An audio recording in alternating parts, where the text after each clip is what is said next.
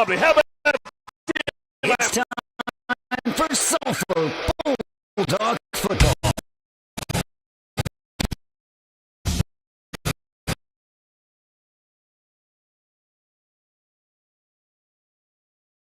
Sponsored by Flowers Heating and Air, Rick's Furniture, First National Bank, and Sulphur Law. The Bulldogs are also brought to you by Vision Bank, Sulphur Farm and Ranch, Big Boy Auto Repair, and Chickasaw Telephone.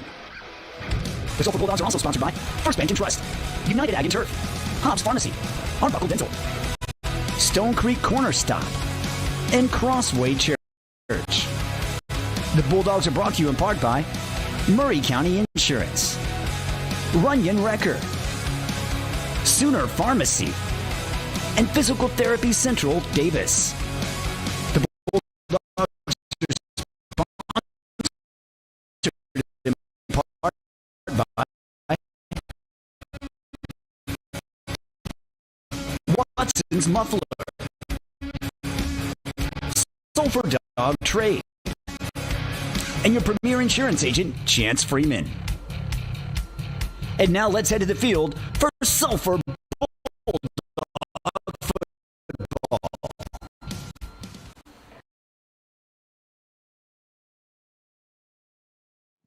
welcome, ladies and gentlemen. It's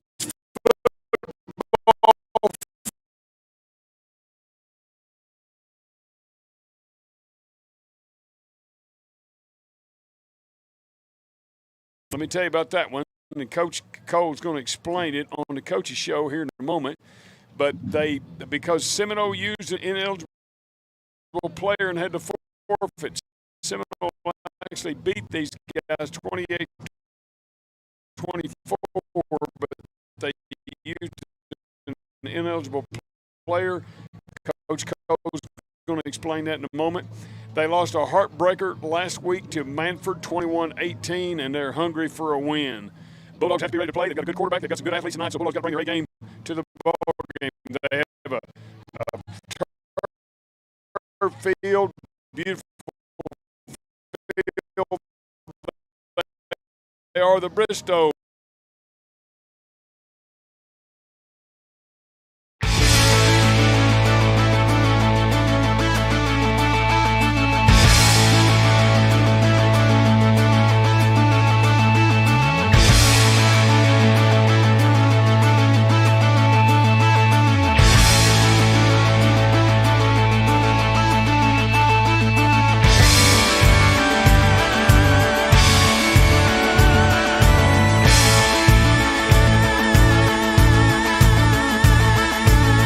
Welcome, ladies and gentlemen, to the Corey Cole Show. We're here with head football coach of the Sulphur Bulldogs, Corey Cole. Coach, big win. I know you well enough to know that you'll have some critiquing to share with us, but hey, it's a win is a win, another big win for the Bulldogs. Believe it or not, Bill, I thought we played much better than we did the week before at McLeod, and we still had some mistakes, and you can ask our kids. I didn't feel like we played with the intensity and emotion that we should have the week before, but I thought we were ready to play. We played very efficiently offensively. We, scored a lot of touchdowns. I think that first quarter, 5 possessions, 5 touchdowns, maybe 33. Yeah, 5 possessions, 5 touchdowns. Gotten a little slump there in the second quarter. Had to punt a couple of times on some misses. Yeah, well, lots of areas we got to improve, but I thought our kids were. We held Long Grove to 35 yards rushing for the game. That was an area that the last couple of weeks that we really we felt like we had to get a little, short up a little bit, and I thought we did that. So, believe it or not, I was actually more pleased with our effort and the way that we played. Is there lots of things that can be fixed? Absolutely, but I like the way our kids responded to. Right. Coach Cole was after them all week long, and they knew it, and I just wanted to see them respond in the right way. Still lots of things to correct, and guess what? The Lord willing, we get to do it for 8 more weeks. We get to keep fixing stuff, keep finding things to work on. But played well. Kel Brakefield, I think he accounted for almost over 400 yards of offense. Threw the ball well. Drake made a huge play right off the bat. Bridge had a huge game, a receiver. Mobley's being Mobley like he always is, and we were able not to have to use him in the run game a whole lot. But he ended up with 4 touchdowns. Colton Cole had a big game offensively. So I thought we did a really good job there. I thought that we ended up being able to control the line of scrimmage and run the ball. And I thought we were pretty effective at that. So, those guys, we don't give them enough love. But I really thought that Caleb Walker, George Martinez, and Kason Meter, and Brody Wallace, and A.J. Gordon, they just get better each and every week, giving us opportunities. Our quarterback we're 72% right now throwing the football. But that starts with those guys up front. Right. They got to give him time. They got to give him those opportunities. And yes, a lot of them are the quick game that we use and everything like that. But thought we played with Colton, obviously, in the run game. He's a physical force in there. Our receivers got better on the perimeter, So offensively, I thought we played pretty effectively except for those 2 possessions in the third quarter. Other than that, I thought we played pretty good. Now, we had some unforced errors, a couple of interceptions. The first interception, just a bad read and throw. And Kel would be the first one to tell you that, we should have ran the ball on that play. Right. We call that the gift. People don't understand what we do, and every play we have has a pass tagged off of it if we want to throw it, if we want to do this or do that. And he got a little aggressive. We were feeling it a little bit. He'd thrown a touchdown pass and probably one we shouldn't have thrown. And kid made a good play, but we didn't put the ball where it needed to be. But luckily, that one didn't hurt us because Drake got a pick right at the very next play. Bam. So it's like, you look at it, and it was definitely a negative for us, but we crossed it out. And anyway, and then the one right before half, just a miscommunication. Kel wasn't settled. He wasn't ready to put it on him real quick. And, that's one take our 3 points. There's 10 seconds left, and let's take 3 points because it could be this week, it could be next week, whatever. Those 3 points right before half could be huge in a ball game. So that was a bad one. And then obviously we lost a fumble there in that time frame as well. So those are the things that we got to get better at. 2 of them on us that we just balls that shouldn't have been thrown. Just to be honest with you, we got to get better at that. But we're being aggressive and things like that. But the extra points, that's something that we've got to. We've been automatic the last couple of years, and we've missed several over the last couple of weeks. And just one of those things that we've got to make sure that we take advantage of having good kickers, because we've got 2 great kickers, and we don't need to be giving up points. And that's another one that's going to cost us in here in the end. Now you got to start. You don't want to start chasing points, right. And now you're going for 2 or going for that. So. Anyway, those are things we got to get better. I thought our kickoff coverage was excellent last week. Colton averaged almost 50 yards a punt last week. The 3 times that he did punt it. I don't know why, but people aren't kicking the ball deep to us. It's not like we've ran one back or anything like that, but I thought we've been efficient on kickoff returns as far as just taking the ball where they want to give it to us and don't give them an extra possession. So I thought special teams, besides the extra points, was way better. Again, offensively, you take away 2 interceptions and the fumble. I thought we were way efficient. Defensively, we absolutely shut down the run. I thought we did. Our defensive line played fabulous. Linebackers were playing downhill. The secondary, they had the crazy play. It's a sack, and here's another deal. We forced 8 punts last Friday night. That's phenomenal. They're a good football team. Forced 8 punts, had 9 3-and-outs, and that would have been another situation. That guy, it's 3rd down and long, and he just flings it. I thought it was down. He just flung it. And Cooper had him in the grab, and the kid made a phenomenal play. I mean, I think he was trying to throw it away, just to be honest with you. And Bridge kind of mistimed his jump. Carter's thinking he's going to get it, sees Bridge jump, and then we grab him, and we kind of grab him by the horse collar, and we let go because we don't want to get a penalty. And then, so we learned from that. We talked about that. In that situation, you get that guy to the ground. Let our defense get another, even if it's a face mask, it's a whatever, it's 15 more yards, but they still got to go score. Right. So it was a good learning moment for us and a teaching. Second half, we picked it off. We did. So then we come back in the second, later on. That was like I said, a fluke deal, but nonetheless, it was a score. Loved how our kids responded to that, though. When we get the ball, we go score. You know what I'm saying? And we take care of business. And then in the second quarter, it was just, we were running a coverage. We were trying to, they had some numbers in the box by how they were doing it, so we were trying to keep our linebacker a little bit tighter. And it was just a miscommunication. You know, Carter and Drake were over there, and they don't mind me, you know, telling them what happened. And Sure. our corner's got to get hands on that guy, and we let that guy go free. And Carter's 2 steps late getting over there, reading the backfield. So it's one of those deals, and Drake knows it. Drake gets his hands on the guy, then Carter's got that chance. He's over there on top of it. Well, in the second half, we get hands on the guy. We're over there. We're waiting on the ball. So, and again, the kid made a great throw. Those are not easy. We call those hole shots over there in between the corner and the safety. Kid made a great throw, but we got to make a play. He's a good quarterback. He's a good quarterback. We got to make that play. But those are things that are very coachable, very teachable. And I can promise you this week we have worked it a ton because it's something that we didn't do. If you go back and look at the Cash game, they scored 1 touchdown. Same thing. Our safety was late, and our corner didn't get red. He wasn't very physical, getting hands on. Those are things we're getting better at, and it is what it is. And we got to continue doing that. And our corners have played.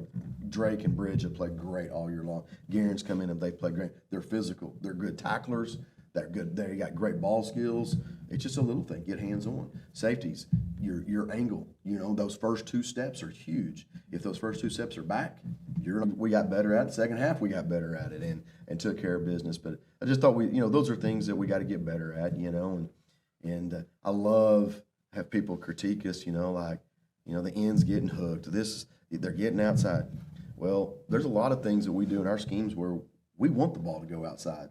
We're fast. We got really fast guys. So, and it's like I was telling somebody the other day, we're not playing defense like we did in the 70s and 80s. No. And we don't do that anymore. And they're taught to go do that sometimes, you know. Now, we don't want them just getting hooked and just knocked to the, other side of the field.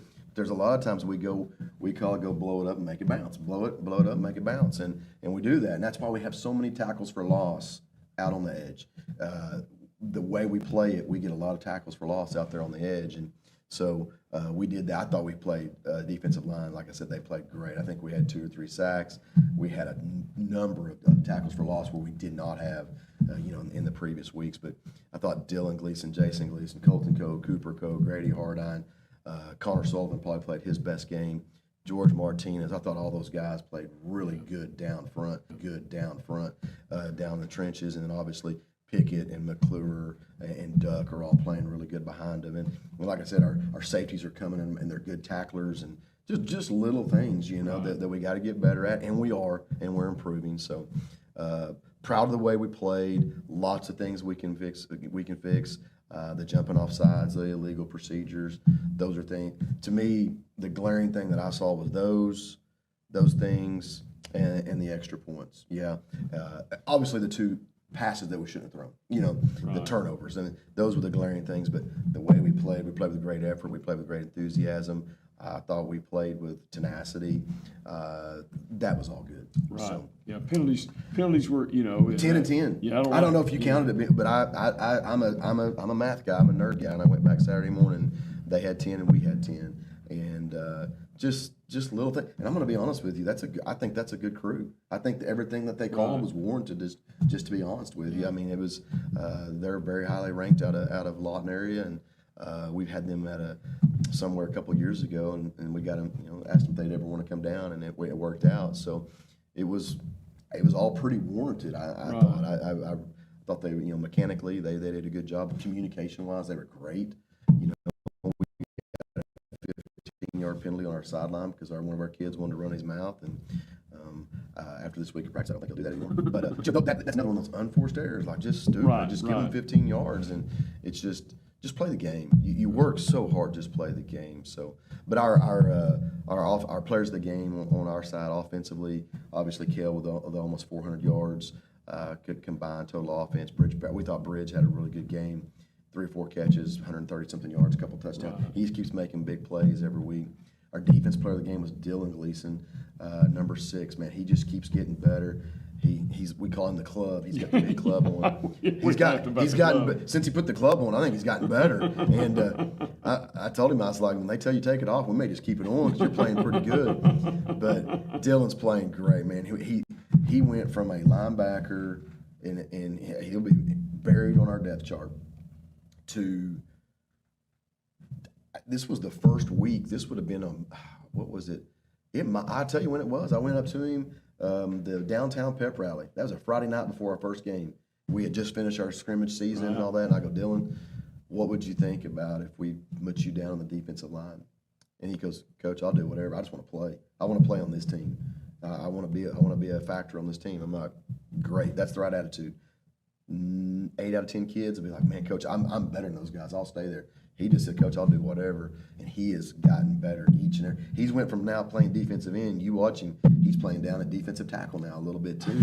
But he had 10 tackles, had a sack. He has a good motor. Had a couple tackles for loss. I thought he played really, really well. Our special teams player of the game was Colton because of the 3 punts. We weren't as effective on the extra points, but he punted really, really well the other night. Our big dog, Connor Sullivan, I mentioned his name. He just played. He's that guy.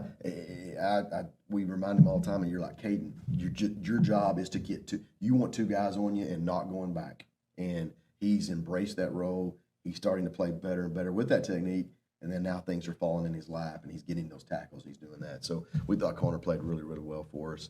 Our hit of the game was Dylan Gleason as well. The very first kickoff over there on their sideline, he big time hit. So Dylan got his name on there twice this week.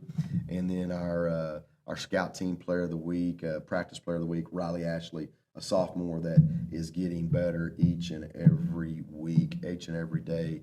Just works really hard. He's going to be a good football player for us as a young guy. He's just a yes or no sir guy. Just does his job each and every day. So really proud of him and the way that he's developing for us. And another big shout out, our JV played Ardmore Monday night. We won 28-12. Played really well against a really good Ardmore team. I was really proud about that. And then our 7th and 8th grade both beat Plainview on Tuesday night. So I love it when there's a lot of little tick marks over on the win side for the Bulldogs. But more than anything, they're playing hard. They're doing things the right way and all the way up. And it's just they understand the standard. They understand what we're trying to do. So really proud of those guys. We had a good week and got a big one coming up. All right. Okay, we'll come back in just a moment and talk about the Bristow Purple Pirates. How about that? A little Purple Pirate action. So, once again, great victory this past week over Lone Grove. We'll come back in a moment and talk about Bristow. Stay with us. You're listening to The Corey Coe Show on KICM TV. Your home is your castle, and when it comes time to furnish your castle, there's no better place than Rick's Furniture right here in Sulphur. Turn your living room into the TV-watching, family gathering place that everyone loves. Make your bedroom the end-of-day stress-relieving sanctuary you've always wanted. Bring friends and family together in a new dining room, perfect for home-cooked meals and family game night. Rick's Furniture, in the heart of Sulphur, now owned by longtime employee Chase Talafero. Rick's Furniture, where family comes together. To the Corey Coe Show. Coach, now Bristow lost to Seminole 28-24 a couple of weeks ago. Then they lost to Manford 21-18. So that looks like they've had 2 straight losses. But there's a little something that went on between them and Seminole. Yep. And just real briefly, tell us about what happened there. It was just a miscommunication deal on Seminole's part. They had a kid that was there last year that went to another school, and with all this new transfer rule and everything like that, I think he got eligible to another school. However it went down, he comes back to Seminole, legally moves back in, but the rules are rules, and if you use that transfer, then you're stuck for a year. And he came back, and I think Seminole let him set his 15 days and thought he was legal, and he wasn't by the new rules. So it's one of those ones. It's the new rule. You know what I'm saying? Right, so it's not. There was nothing. Sinister or anything about it. Nothing about it. Just you're by the old rules, he would have been fine. He moved back in the district. You said 15 days. But with the new rules and how it is. He was deemed ineligible, and he played. The only game he had played was in the Bristow game. Okay. And so, with that being said, they had to forfeit that game and forfeit 2 district points. So yeah, what it did really is, it put Bristow on a point where are they reeling and they in trouble to they're right back in the middle of hey, we're 2-1 now. If we beat Sulphur, this could be a big old huge jump. It could be jumbled up. Perspective, it gives them a chance. Like seriously, Manford's got 1 loss, Perkins has got 1 loss, Bristow's got 1 loss, and then we don't have any. if they beat us, now it's all, lots of things can happen over the last 3 weeks. So that's what happened. The good thing, we get to control how it ends. It's all in our lap, and we get to determine how we want it to end up, and we control our destiny if we just keep improving day in and day out. And we've got a very talented football team. The quarterback, Promise Johnson's a great electric athlete. They are faster than they were last year. They're huge, they're up front, big guys. They fly to the football. They just had they played a tough schedule. They played Cushing early on. They had a big win against Berry Hill. They beat Cushing early on. They lost to Wagner, I believe, 21-20, something like that. And then Manford beat them. Seminole beat them, but they got the win. One of those type deals. So it's kind of sketchy. They got a really good football team. First-year coach. That he's a great guy. They have great schemes, and so it's going to be a huge challenge for us. I mean, they are physical. They don't give up a ton of points. And they score. It's kind of one of those deals. They're giving up around 20 and scoring about 28, 29. So kind of one of those type teams. And so we just got to be us. We got to get better this week. Short week. So hopefully that that we have prepared well, and what we've done, the slight changes and the way we adapt our schedule. I feel like it's very advantageous for us. And a lot of people take the short week and they try to back off a little bit. We don't. We go right back to work. We Sunday afternoon, instead of watching film, we do a walkthrough, and we do about a 45-minute walkthrough. And then Monday we get after it. Tuesday we get after it, and then we start scaling back on Wednesday. So I'm excited for it. I think our kids understand our purpose and what we're trying to do, the advantages of winning our district, what could line up for you. So big things is we got to take care of the football, and that's been my biggest frustration. And silly penalties. I think our kids are going to play hard. I think our kids are going to be physical. I think they're going to play fast. I think they're going to play together. I think we got a unique, and I've said this every week, the brotherhood on this team is unlike any that I've been around, and I've been around some really good ones. They just click. They just get along, and they play for one another. And do they argue like brothers? Yeah, but that's what brothers do. And Sure. But they get along. They do things the right way. We hold them to a high standard, and we clean the locker room every day after practice. And they know on Wednesdays we mop the floors and we do all that. I know that's silly, but I don't have to tell them. They know it's time and they get it done. And I think that goes back to discipline. Is huge in this game, and I think that sometimes we can get away. And it goes back to, and people are going to say, "Well, we got too many penalties and too many." I 100% agree, and we've got to get better at those two areas. But our kids do have discipline. Right. It's just putting it all together, and taking that discipline and making it, and taking it out and applying it in a ball game and getting better. But those are things that we got to do. We got to take care of the football. We got to be physical. Play fast and just be us. And I keep saying that. I know it's a cliche, but us is not an easy thing to say, man, because we got to play hard. We got to play physical. We got to play fast. We got to be aggressive. We got to be efficient. We got to play together. We got to do the little things right. That is us. That's the Bulldog culture. That's what we strive for each and every day. I can't thank our coaches enough.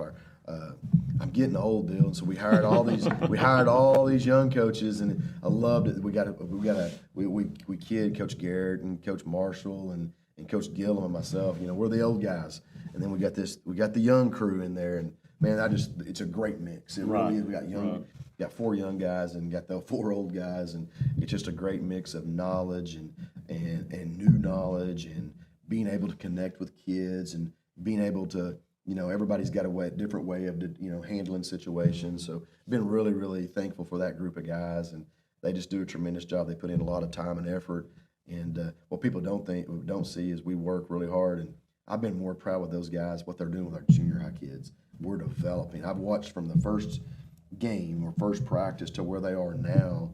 They have done a tremendous job with those kids, and it's just we're teaching. And they are teaching day in and day out. And I'm so blessed to have great people that want to be here, that want to pour into our kids. They're all great teachers. They work hard in the classroom, and they put in full days, And it's just so I can't wait. Like we go play well Thursday night tonight, and we're all taking Friday, Saturday, Sunday off. We're all going to take a 3-day break and come back next week, re-energized, recharged, and ready to make a big run. So, but tonight's huge again. We got to take care of the football. As far as district implications, it's big. If we're the best version of the Sulphur Bulldogs, we're going to be fine. If we slip and we throw an interception in the end zone, we fumble on the 20-yard line, we miss 2 or 3 tackles, it's going to be a game. It's going to be a game, and that's something that we can control that. So hopefully those are the things that we get better on and take advantage of this week. Okay, so one question to close it out. Give us any injury updates, and the one I'm looking forward to getting well is Morris, number 8 at linebacker. Yeah. So tell us how that's going. The big injuries we've had, Acer Dixon's been out with he had a little stress fracture, ankle injury. People probably didn't know much about. He got that early on. He played really well against Washington, and it happened the very next week. He kind of got that little injury, and it's kind of been lingering. If you've ever had one of those, it's just whatever it is. But he's got to practice full go. He was ready to go last week, and we were able not to have to use him. And then he's been full go this week, so we got him back. Michael Morris has been released, and we're playing it slow. And hopefully we get him back here in a few more weeks, and he's running, he's lifting, we're just slowly making that progress, and he's good. He's healthy. Everything's checked out. He's been going to the doctors, and they're being very cautious. The family, we're going to be very cautious, and it's one of those things. It's when the time is right for him, the time is right. And but he is making huge strides, and we're glad to get him back. Glad. He's a good player. Good leader, very smart, very knowledgeable of the game. Just soaks that stuff up. As a freshman last year, he had a huge role people didn't even know, like defensively, because he understood. First of all, Coach Garrett, he's like a mad scientist when he dissects an offense, and somehow he understood all that. I don't. There's lots of times I don't. I'm like, just go tackle him. Don't let him score. But Michael gets all that when he's presenting it. So he's very smart, very knowledgeable, a huge football IQ. So can't wait to get him back out there. But again, it's one of those deals. We don't want to be in any hurry, and we want him to be 100% healthy. We want him to be 100% healthy mentally and physically. Sure, absolutely. Because you go through injuries like that; those are tough. Right. And so looking forward to getting, like I said, Acer's back tonight. Looking forward to getting Michael back because he is a great leader, a great player for us. But his timing is going to be the best timing. So we're good with that. Other than that, though, Bill, I'm glad you brought that up. We've you got your ankle injuries, and you've got your thigh bruises, and you got this and that, and so we've been taking care of our bodies pretty well. Our kids are pretty disciplined about when they get an injury or a tweak or anything like that. They've done a really good job of getting in the training room, and we're blessed and great. We didn't used to have a training room. Right. We have a training room now. We have people that come in. Michaela Mobley comes in, and she's going through all the schooling, to do all that stuff, and she worked over at Davis with Janie Taylor at PT Central over there, and she comes in 3 days a week and does stuff with our kids and does exercises and things like that, gets them on treatment programs. And so we're thankful for her. Coach Gillum's always been a huge guy in the training room. And so our kids, you come in there after practice. Welcome back, folks. Be sure to join us for our halftime show tonight as we break down the first half and give you scores from around the state. We're here at, let me tell you who it is.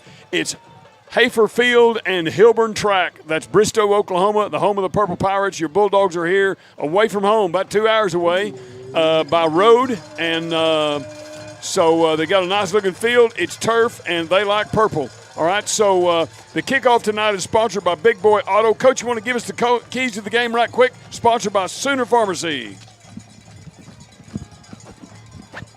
Okay, Bristow offense, they're going to run a shotgun and multiple formation just like we do.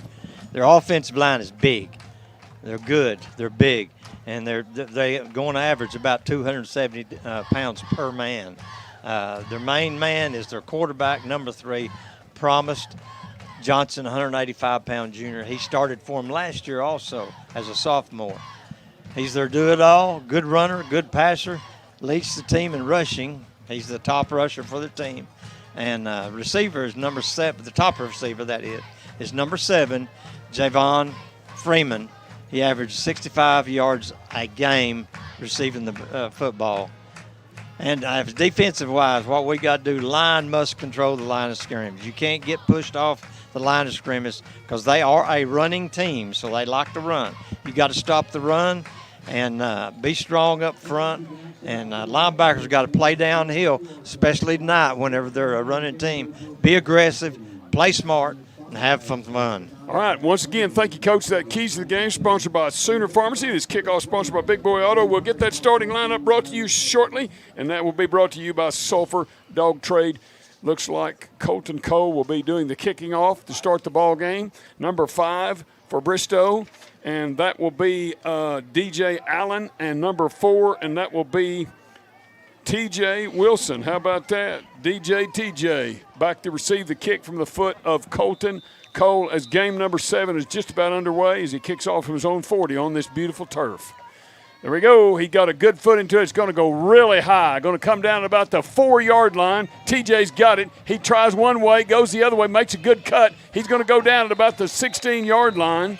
And good coverage, Coach. Good coverage. Well, there was a wealth of players that there, and it looks like going to spawn about the 21. It's going to be the 16. See, the 20. I'm on the wrong line. Yeah. All right, it'd be 16. You're right. It's 16. I'm on the wrong line. Yeah, that ball was so high. That's what it didn't go in the end zone, but it came down at the 4. He just, man, by the time it got to him, we were almost to him. Okay, so Johnson is the quarterback, and number 3 behind him. What's that number kid behind him? This window's kind of foggy. I can't see out very well. Number 2. No, that's number 12. Okay, they're doing a big shift. 3 receivers to each side. Quarterback takes the snap. He's wanting to throw it. He's under pressure. He fires it out of bounds. And the Bulldogs get him down. Who got him down back there? Cooper and Colton were both on him, I think. Yep, defensive ends were all over. It was Cooper who got the sack. All right, incomplete pass. First pass of the game by number 3. Promise Johnson falls incomplete. Do a little trickery there. Send 3 receivers to each side. Now they got 1 back in the backfield. I believe that's number 12. They're unbalanced over there. 15 is Wyatt Shrew. Looks like he takes a handoff straight up the field. Good run there by that young man. He's going to go down at about the 23 maybe. So I'm going to say it's going to be 3rd and about 3. Give him 7 on that carry. In fact, let's give him 8 on it. Now this is 7. He's 7. It's 35. Okay, that's 35 on the carry that time, and that 35 is Shane Bethel. Okay, 3rd and 3 for the Purple Pirates. Got to go to the 21, setting at the got to go to the 26, setting at the 23. Quarterback looks over the defense. 10 seconds on play clock's running down, 6-5. He takes the snap. He's going to run it himself, steps up in there. He's going to have the first down. He's going to be up just across the 21. It'll be enough for a first down. The defensive end did a good job of turning things in, but we didn't have any feel right there. You're right. When he cut up the field right about the line of scrimmage, I thought we need someone there, and there wasn't anybody there. All right. Okay, so we got 3 receivers to the far side, essentially, 1 to the near side, 1 back in the backfield. Quarterback drops back. He's under pressure. He fires it out there. Bulldogs got it. They're going to run it in the end zone. That is number 21, and that is Jaden McClure. Touchdown, Bulldogs. Interception by Jaden McClure. Touchdown for the Bulldogs. Yeah, he got hit as he threw it. I'm not sure who hit him, but it was Colton. Okay, Colton Cole. It was a wounded duck. And the wounded ducks go down, and that went down right into the arms of Jaden McClure, and he ran it in, let's say 25, 26 yards in. I don't know exactly where he picked that off, but somewhere around the 30, I would say, somewhere between 25 and 30 yards. There wasn't even a no, there wasn't anybody out there. Wasn't even a pirate out there. Okay, Mobley holding, Cole kicking. Snap is back, ball is down, kick is in the air. Look good from here, and they say, yes, indeed it is. Timeout on the field, folks. Dogs draw first blood in this battle tonight as they score on we'll call it a 30-yard interception return by Jaden McClure. And that red zone sponsor tonight is Chance Freeman, Premier Insurance. And the scoring recap brought to you by Vision Bank. Stay with us, folks. You're listening to Sulphur Bulldog Football on KICM TV.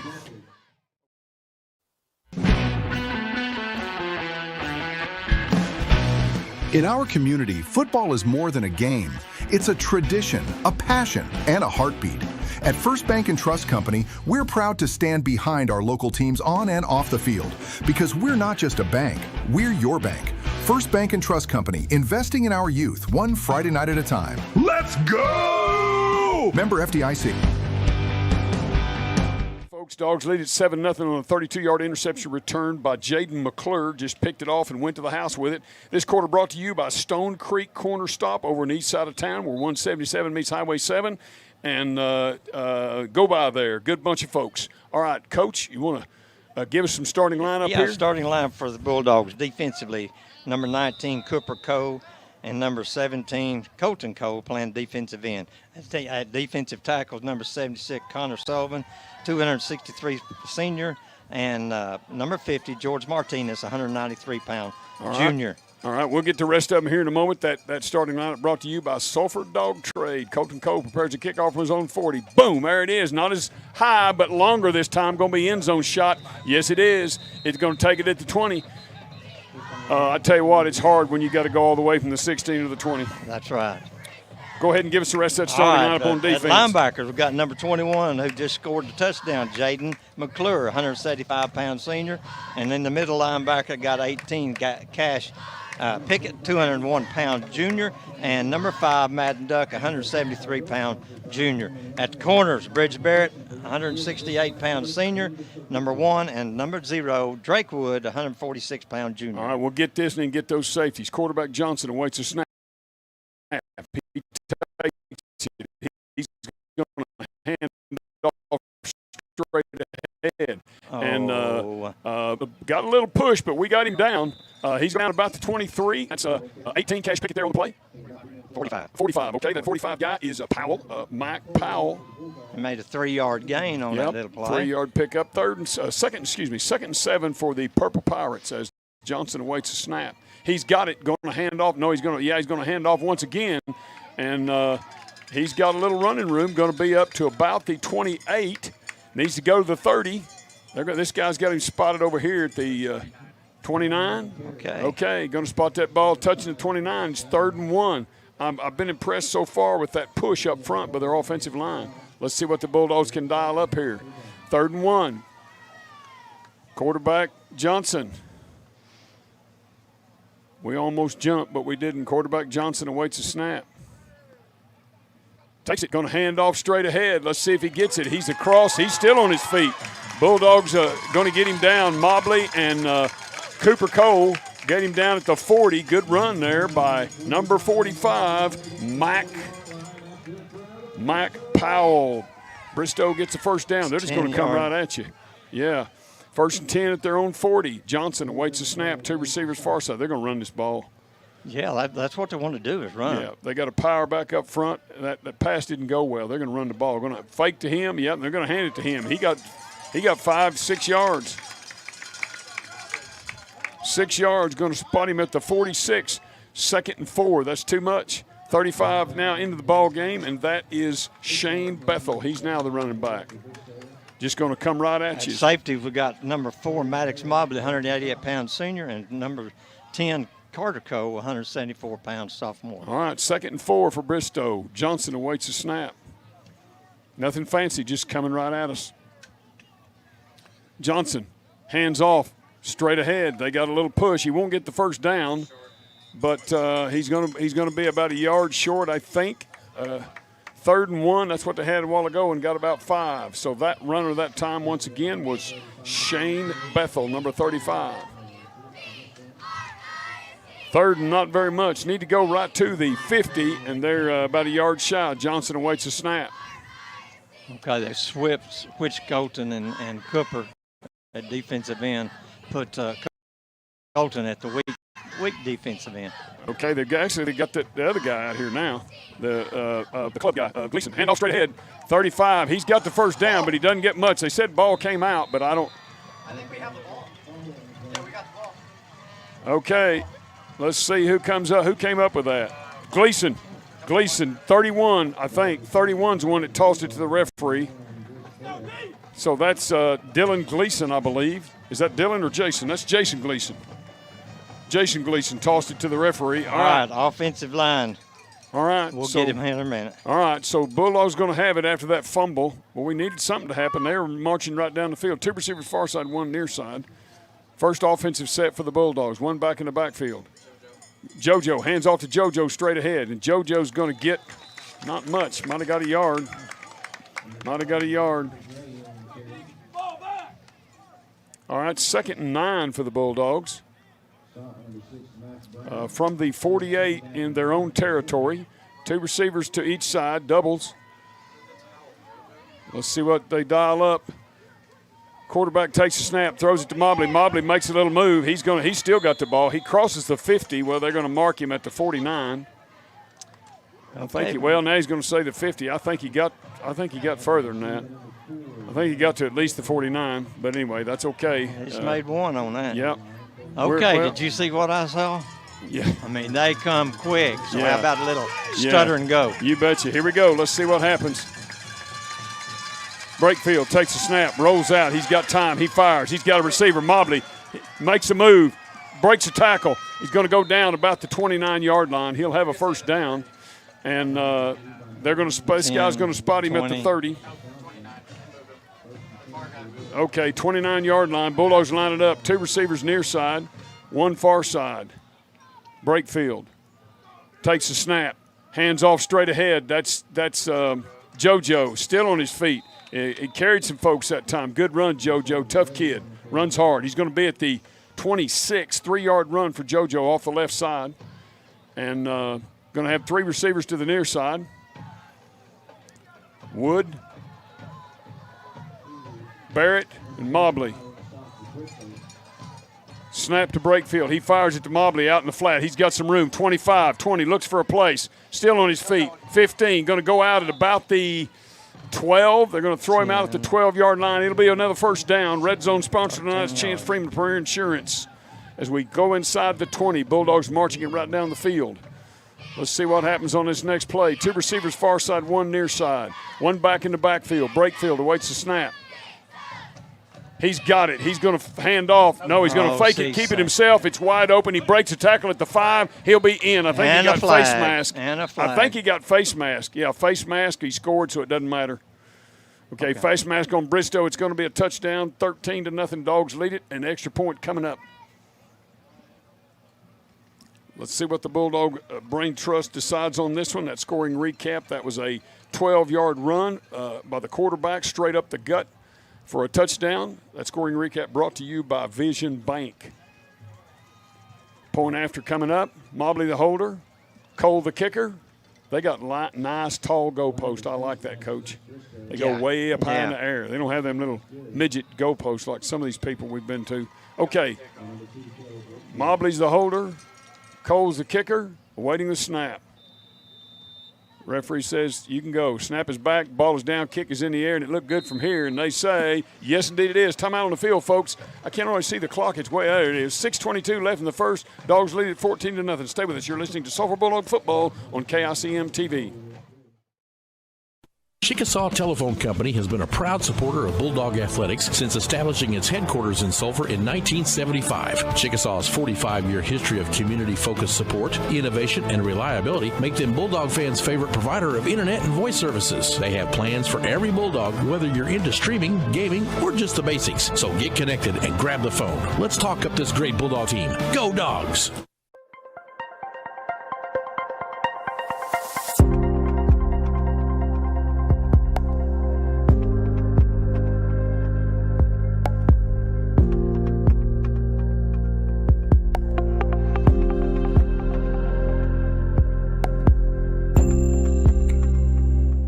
Back, folks. Coach, give us some of that offensive lineup. Offensive line are going to be offensive tackles be Caleb Walker, number 63, 276-pound junior, and number 72, A.J. Gordon, a 299-pound junior. All right, we'll get some more when we get down. Here comes the kickoff by Colton. He booms that sucker again. It's going to be in the end zone. It's almost at the back of the end zone. Give us the rest of them, Coach. All right, at offensive guard, they got number 50, George Martinez, 193-pound junior, and number 69, Kason Meter, 249-pound sophomore. At center, number 79, Brody Wallace, 240-pound senior. And at split end, got number 1, Bridge Barrett, 168-pound senior, and number 0, Drake Wood, 146-pound junior, and slot man is number 4, Maddox Mobley, 188-pound junior, senior. That was brought to you by Sulphur Dog Trade. Johnson's got it. He's going to run it himself, follow the back right up. He's got a gap. He's going to get brought down, but he's going to get some yards, about 8 on the carry. Maybe 9. They're giving him 9, looks like. A 9-yard carry. Okay, all right. So fumble recovery was Bridge, not I got the but. Oh, okay. There's a pass out in the corner. We got him, I think. He's gonna. I don't know if he got the first down or not. He was close. Let's see where this guy spots him. Yeah, he gave it to him. He's going to say first down. They're going to say move the change. First down for Bristow. Number 4. Yes, 4 caught it. Yeah. Okay, here we go. Receiver near side 2 to the far side. Johnson takes the snap. Going to fake it. Now he's going to run, and Bulldogs grab him and doesn't get very far. He got about a yard or 2. Going to be about the 30. Well, this guy over here didn't give him that. Well, he moved. Now he moved. He let that guy. Yeah, okay, that guy over there gave him 3. This guy gave him 2. But anyway. Okay, so 3 receivers near side, 2 far side. Quarterback snaps it. He's looking. He's got time. He throws it up. He's got a receiver. And we got it. How about that? Cole's got it. Carter Cole, interception. He's at the 40. He's at the 35, 30. A little block, a little break. He may get it. He's at the 15. Goes out of bounds at about the 15, 14. They marked him at the 15. He goes out of bounds. Good job, Carter Cole. Dogs pick it off and run it back to the 15. Yep, there was some good blocking down there. No flags on the field. The Dogs have set up shop 1st and 10 at the Bristow 15. As this quarter brought to you by Stone Creek Corner Stop, corner of Highway 7 and 177, east side of Sulphur. New business going in there. 5:21 left in the first quarter play. Dogs lead at 14-0, and they're threatening again at the 15. Red Zone sponsor tonight, Chance Freeman Premier Insurance. Brakefield takes the snap, hands off straight ahead. That's JoJo, breaks a tackle, pops another one. He's going to be inside the 10. Good, tough run. 5-yard pickup for JoJo. I thought he was going to break out there for a second.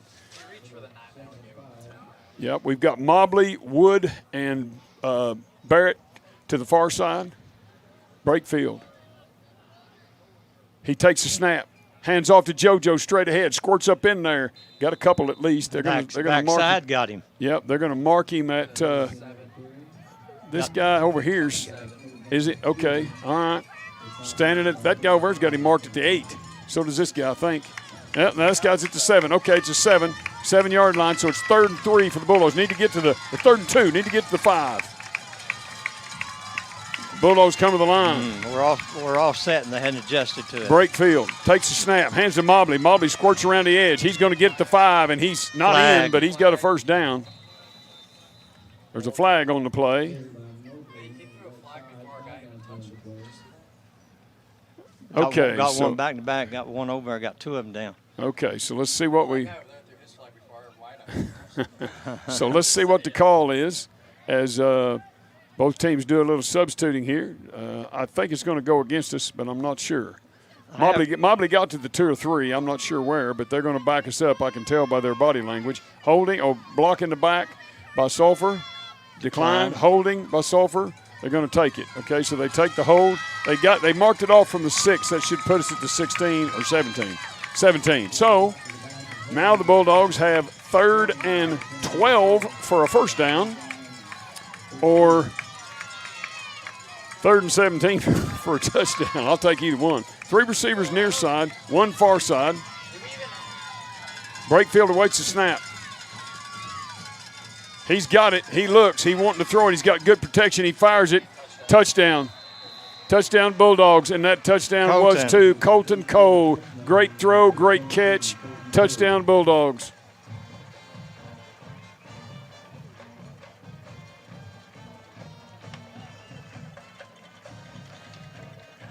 That was what, 13 yards? About 13-yard win. Yeah, it was no. That touchdown was 17, Coach. 17. 17-yard touchdown pass.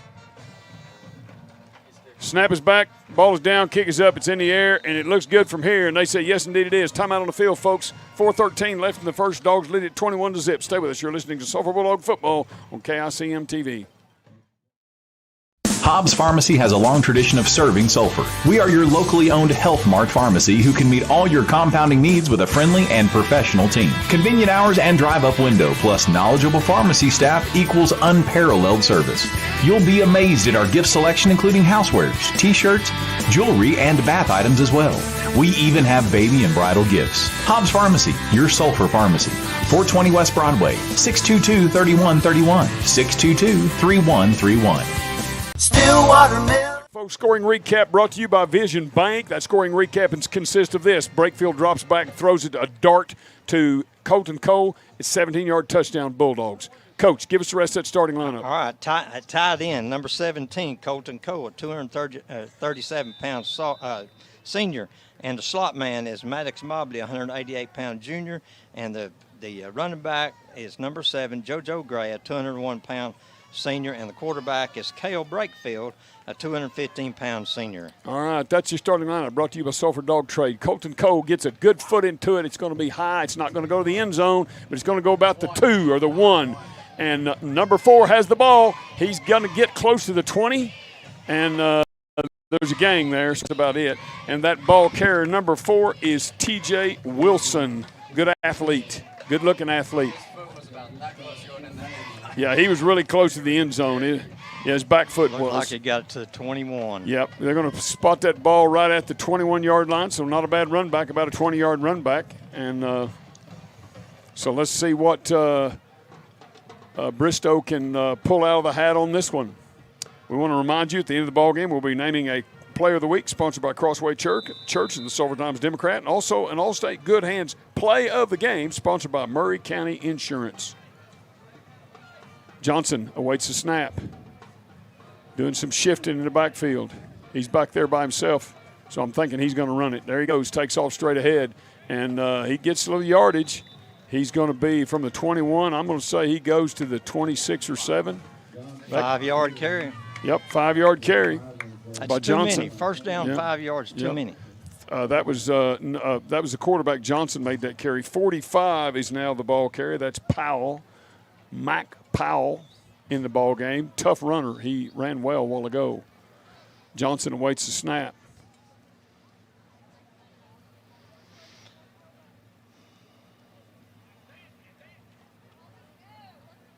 Looking to the coaches. He takes the snap, hands off the running back straight ahead. They got some running room. He's not going to get a first down, but he got close. He's at the 30, so it'll be 3rd and 1 for the Purple Pirates from Bristow. All right, so Johnson awaits the snap. 3 minutes to go in this first quarter play. Takes the snap. He hands off the first back through. He got the first. I don't think he got it. No. He got to the stripe. He got to the stripe. He got to the 30. It's 4th and 1. That's no gain right there. Okay, it's 4th down. Let's see what they. They're going to go for it. What do they got to lose? I think you might be right. Here we go. Let's see what they dial up this time. We got that old line, where's the beef? It's out there right now. I promise you. Johnson awaits the snap. Got 12 seconds left to decide. Clock runs. He's just going to wait them out. Timeout. Okay. Timeout, Bristow Purple Pirates. 4th and 1 from their own 30. Need to get to that 31. We'll see what the brain trust at Bristow comes up with. Stay with us, folks. You're listening to Sulphur Bulldog Football on KICM TV. We got to heal.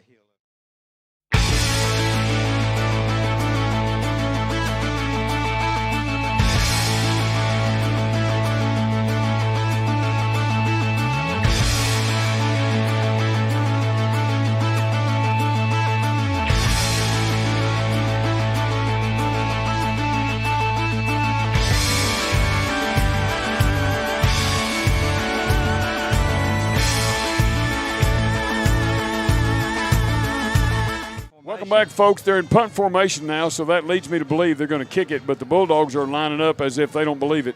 So we'll see. Well, Mobley's going to drop back now. Let's see what Johnson does with it, the quarterback. Snap is back to him. He takes the snap and kicks it. It's a shankster. It's going to go out of bounds, way out of bounds. It hit the cheerleaders over on Sulphur side. What in the world? There's no way. Now go back the other way, brother. There you go. There you go. Keep walking. There you got a long walk. That's the first umpiring group have seen line it up correctly. Yeah. Yeah, I'm not sure he went quite far enough, but I wouldn't be too critical on that because they got a better angle than I do. Yeah, it did. Well, it hit a cheerleader over there, I think. At least it came right down close to him. 2:07 left in the first quarter play. Dogs lead at 21-0. And the Dogs are at the 44-yard line in Purple Pirate territory. 3 receivers to the near side. Brakefield and JoJo in the backfield. There we go. Fake throw. That's Mobley. Pops it up in the air, and their quarterback picks it off. It hit Mobley, and it wasn't able to bring it in, and they get him down. And it's going to be at the 40, so they picked it off, but it was a ricochet deal. It bounced off Maddox, and they got it. So those things happen, so got to bounce back. Yeah, he catches that, and it's probably so long. But those things, that's part of football. Just went through his hands. Yep, it did. Just went through his hands. Actually, I think it went through his hands and hit his helmet. I'm not sure. You can see those guys on Sunday do the same thing. And they're being paid millions. Yeah, I'm not thinking he's getting that much. Okay, here we go. Johnson got a back behind him. That's Mike Powell behind him. Johnson takes the snap, hands off to Powell. Whoa, man, he got rattled. It's going to be a loss. You see that? Yes. He went in there, and he got to the 40, and all of a sudden he gets bounced back to the 38. I think that was Pickett that hit him. Somebody lit him up. Mercy. I mean, he went in there hard, but he went the other way real fast. I mean, it was like he was a pinball. Yeah, he did. And then somebody else got to him, but, boy, he got popped. Goodness. Okay. So it's 2nd and 10. Johnson awaits the snap. He's got it. He's going to hand off once again to 45. He's going outside this time. Found a little running room out there. Got about 3. No, he didn't for sure. I'm lined up perfectly. He got 3, and they gave him 4. I'm going to say that wasn't a good spot. That wasn't a good spot. But, anyway, we'll take it. So it's 3rd and 6 now for Bristow. Number 6 is in. And 45 is out, and 6 is Matt Brown. 3 receivers near side. Snap is back. Fake. He's going to throw it. He fires it downfield. He's got a receiver. Bulldogs get him down, but he caught the ball.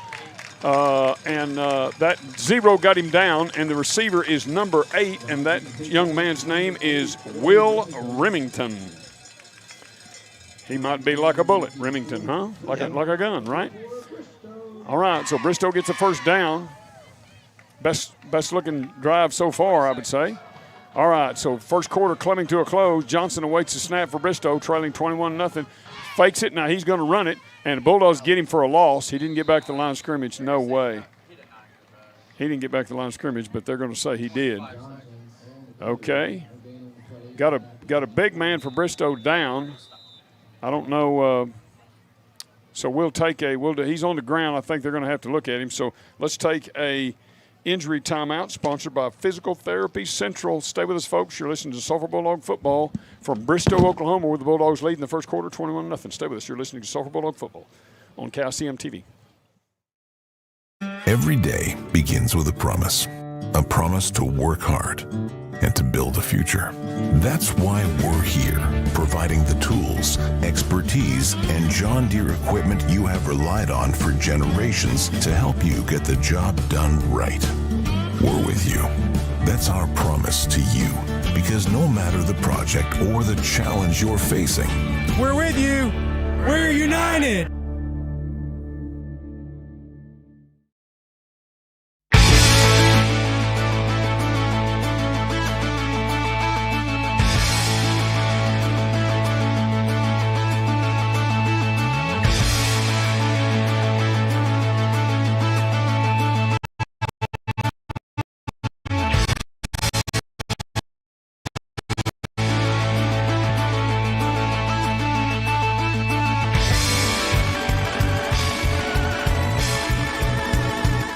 back, folks. The young man got up on his own power, basically, and he's on the sidelines. Big old guy.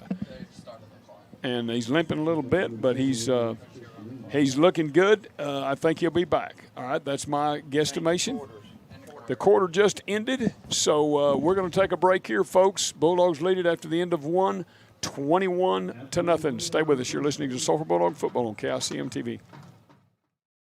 At Arbuckle Dental, Dr. Randy Hobbs, Dr. Jana Pettigrew, and their team offer the one-on-one attention you desire and the expert dentistry you deserve. We believe in delivering top-quality comprehensive dental services using leading-edge technologies for all members of the family. From dental implants to porcelain veneers and routine checkups, you receive excellent dental care with a gentle touch. Our practice also offers Botox Cosmetic and Juvederm. We look forward to seeing you. Arbuckle Dental at 925 West Broadway in Sulphur. Bank First is deeply rooted in more than 50 communities statewide. Welcome back, folks, as Bristow lines it up, facing a 2nd and 10 at the Bulldog 46. Got a little motion action. They're going to fire it to him out in the flat, and let's see if the Bulldogs can cover. And by golly, he got about 6 on that carry. Yeah. They're going to defensive call was the wrong call. Yeah. So that's going to mean a 3rd and 4. The Ranch, 1486 US 177, about a mile and a half north of Sulphur. They got it. By golly, he's got it. And the Bulldogs going to get him down. How about that? Drake Wood just overwhelmed the blocker and then overwhelmed the receiver. And he lost 2. It's going to be 4th and 6. They're going to put him at the – Goodness. That was a heck of a play. I'm just telling you. That was a heck of a play by Drake Wood. Okay, so this quarter is sponsored by Sulphur Farm and Ranch. We'll get through this play. 4th and, goodness, about 6. Johnson's got it. He's faking. He's wanting to throw it. He's got time. He steps up. He zips it. He's got a receiver. He's got the first down. There's a flag. I know what happened. He went out of bounds and came back in. Okay. Oh, yeah. He says pass interference offense, so that'll be our ball, right? That'll be our ball. No, they'll have a chance to go 4th down again. Okay. So it's going to back them up. Yeah. Okay, so we'll let that, while that's working out, I'm going to tell you who our quarter sponsor is. This quarter brought to you by Sulphur Farm and Ranch, 1486 US 177, about a mile and a half north of Sulphur on Highway 177. The owner out there is Ronald Trett, great guy, and the boys that work for him and help you out there are helpful. They take care of all your agriculture needs, seed, feed, you name it, they got it. Okay, so get out there for all your agriculture needs. We appreciate Ronald's sponsorship tonight. And each week, the 2nd quarter guy. Johnson is the punter. He's in punt formation. Is that Carter back? Yes. Okay. Number 10, Carter Cole's back. And Bristow, they just keep sending guys out there. They didn't have enough guys for the punt. Okay. Johnson gets it. He's the punter and the quarterback. He punts it, and pretty decent little punt. Going to come down at the 20. Ooh, it's going to be a dead man roll. So he's going to take it at about the 7 or 8. Is where the Bulldogs are going to have it in their own territory. So we dodged a bullet after the interception. And so once again, want to mention to you, we try to mention this each quarter. That's kind of what we promised to do. Player of the week, we'll name at the end of the game. We're looking for the guy that had a great game. Sponsored by Crossway Church and Sulphur Democrat. The All-State Good Hands play of the game, big play that turned the game, made a big difference. Sponsored by Murray County Insurance. So Brakefield, the quarterback. JoJo Gray in the backfield with him. 2 receivers far side, 1 near side. Brakefield awaits the snap. He's got it. Going to hand off to JoJo going wide. He's out the gate. Look out if he could have just got there by that one guy. If he gets by that one guy, Coach, it's a foot race. Yeah, that's a good play there. Yes, it was. So that's where they need to be running it is off tackle. He's going to get all the way out there to the 24-yard line. Brakefield, handoff. Oh, look at that. I mean, the Red Sea parted right there. Good run by JoJo. Going to be up to the 40. Be about a 6-yard pickup. JoJo runs off. Grady Hardine runs on. And number 42, senior Grady Hardine in the backfield now, along with Brakefield, the quarterback. 2 receivers to each side.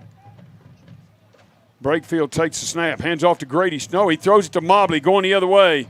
and he's out the gate down there. 50, they trip him up and he goes down. Pretty good tackling there. 10. It's pretty rare that they get him in the open field like that, but they got him at the 50. 20-yard catch. So good job.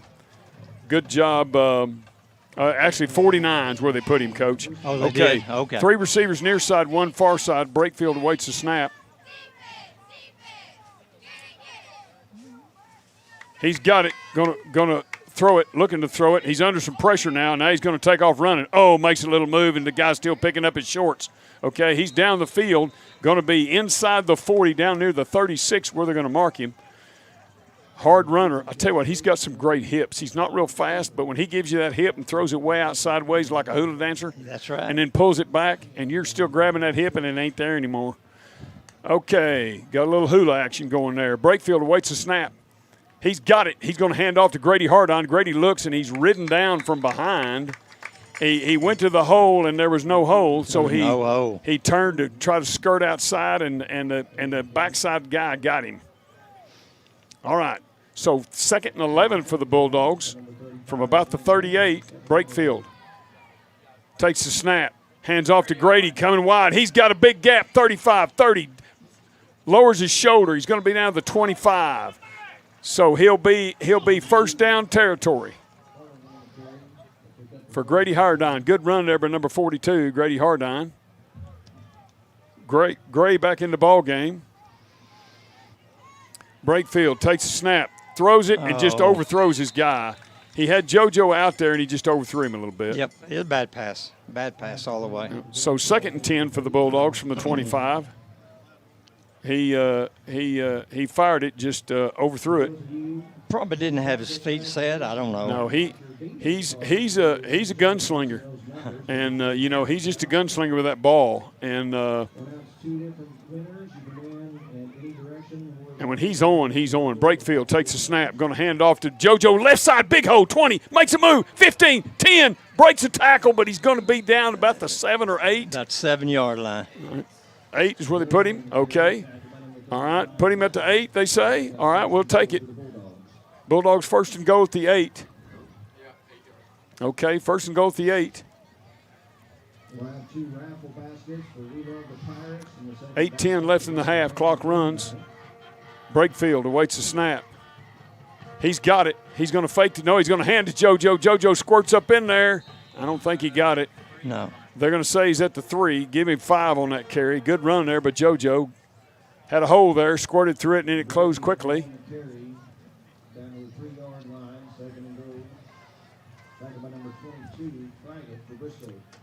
Brakefield, 2nd and goal from the 3. Hands off to JoJo. JoJo tries to get in, doesn't get in. That guy's marking him. That guy over there is marking him at the 2. Okay, so I see a little more beef coming into the ball game. Gleason's up front. Okay, let's see what happens here. Brakefield takes the snap, hands off to Mobley. He's going to try to get in there, and he gets in.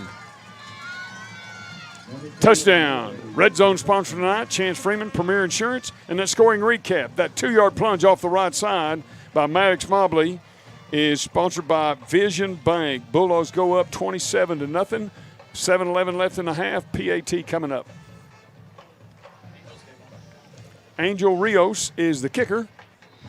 So, yep. Mobley's a holder. Snap is back, ball is down, kick is in the air, and it looked good from here. And they say, yes, indeed it is. Timeout on the field, folks. 7-11 left in the first half of play. Dogs lead at 28-0 over Bristow. Stay with us. You're listening to Sulphur Bulldog Football on KICM TV.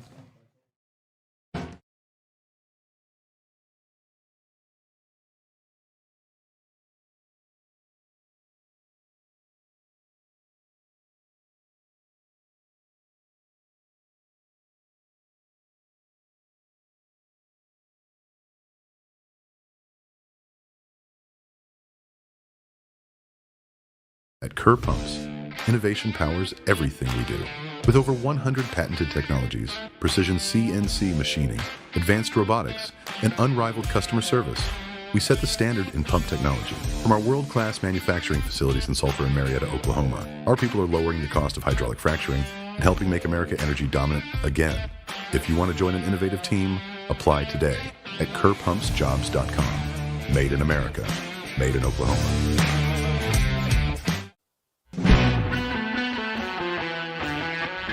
Kickoff from the Bulldogs from his own 40.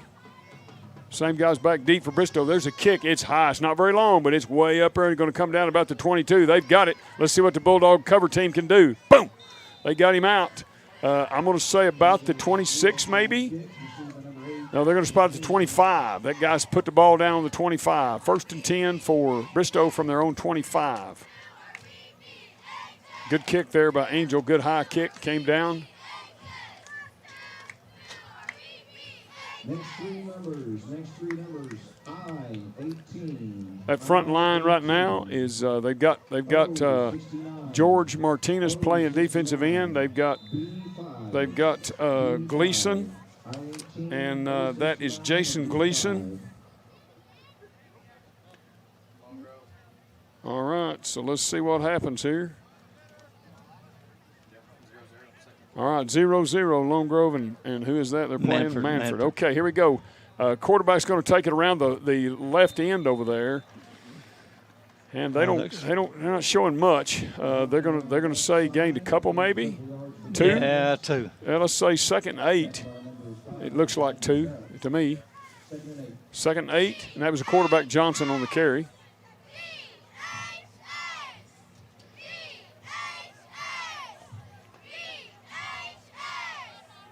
Two receivers far side, one to the near side. Motion back to the near side. Now he's going to set up. Running back's getting this ball. There he goes. No, he throws it, by golly. Oh, he's got a receiver too. It's a foot race. Carter Coe's giving chase. He's going to get him, but he got him down at about the 30-yard line. And I tell you what, they faked it, pulled it out, and it was a dart. He bounced it around a little bit. Number 7 is the receiver, and he reeled it in. What they did is faked up inside and ran slant. Faked up inside and run slant because all the linebackers, they're thinking run. There we go. Hand off to 35 straight ahead, and Bulldogs. Woo. I don't know what's changed, Coach. That first few runs they had in that first quarter didn't get hit, but they're getting hit now and going back the other way. He got 2, but he got leveled. Mercy. 35 was the ball carrier that time, and that is Shane Bethel. He got a couple, but he got lit up. Mercy. Yeah, 45, Mike Powell now in at running back. 2nd and 8.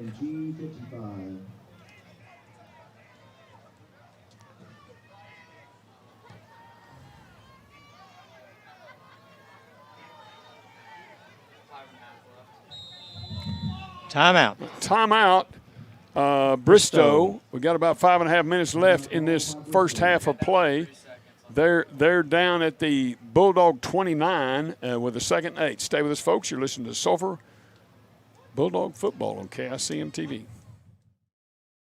At Sulphur Law, attorneys T. Keith White and Brooks T. Ray are here to serve you. With experience in criminal law, family law, and estate planning, we're proud to be a part of the Murray County community. Sulphur Law, providing you the best offense and defense for a winning solution to all your legal needs. Located across from the Central Snack Shack in Sulphur at 1221 West Broadway. Call us at 405-406-7006. Protecting tomorrow with the right decisions today.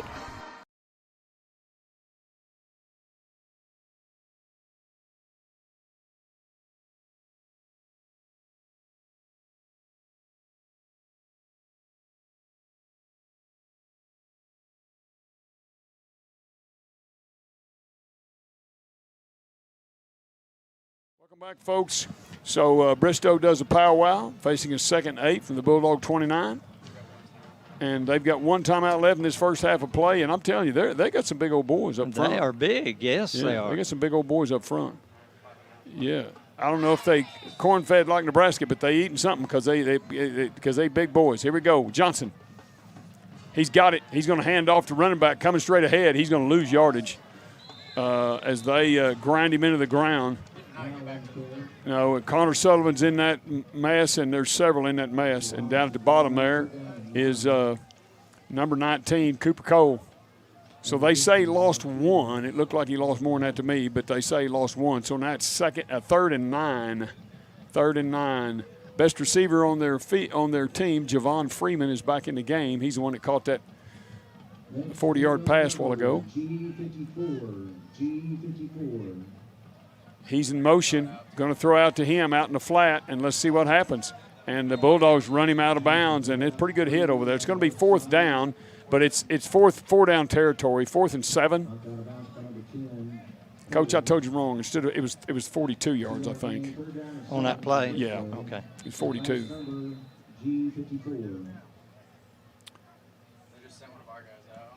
Okay, George Martinez just got sent out. I'm going to say it's a equipment issue, I think. Okay, so Gleason, Dylan Gleason's at defensive end, Jason Gleason's at defensive tackle, along with Sullivan and Cooper Cole. And the Bulldogs are, they look hungry. So it's 4th and 7. Okay, so they're going to get in tight. Let's see what they run from this. Johnson awaits the snap. 4th and 7. He takes it. He looks. He wants to throw it. And Madden Duck's got him down. That boy Madden Duck. Madden Duck got him. And, 10-yard loss. Dylan Gleason was right in on it, and Cooper Cole was in on it. They had turnover on downs. Yep, turnover on downs. The Bulldogs were all over that. We had a blitz package, and he took the snap and look out. Yeah, it was there was a train on the way. All right, Bulldogs going to set up shop right at their own 37. We'll see what play they came in with. JoJo's in the backfield. We're missing a guard out here and a tackle, I think. We're missing some players. We don't have everybody. Okay. Bulldogs going to call a timeout. We had a guy with an equipment issue, I think, and somebody else. That was Martinez. Well, he was one of them, but the other one that was supposed to go out there didn't go out. Yeah. He got confused or something. Anyway. Yeah. Coach was telling him about it a little bit, so I bet to get it straightened out. Let's take a break, folks. You're listening to Sulphur Bulldog Football on KICM TV.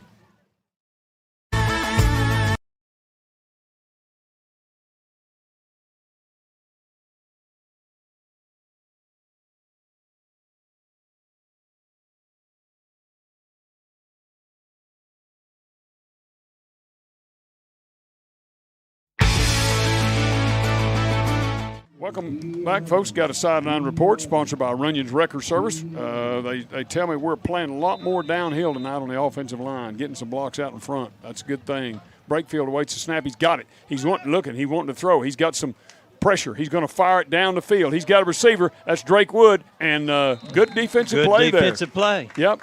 Good defensive play. What it was. Yep. Number 12 for Bristow made a heck of a play on that ball, and that's Damaris McGee, junior running back, defensive back. He just went up, and he had to go up. The Drake had to wait on the ball a little bit. If he hadn't had to wait on the ball, I think he could have caught it. But anyway, okay.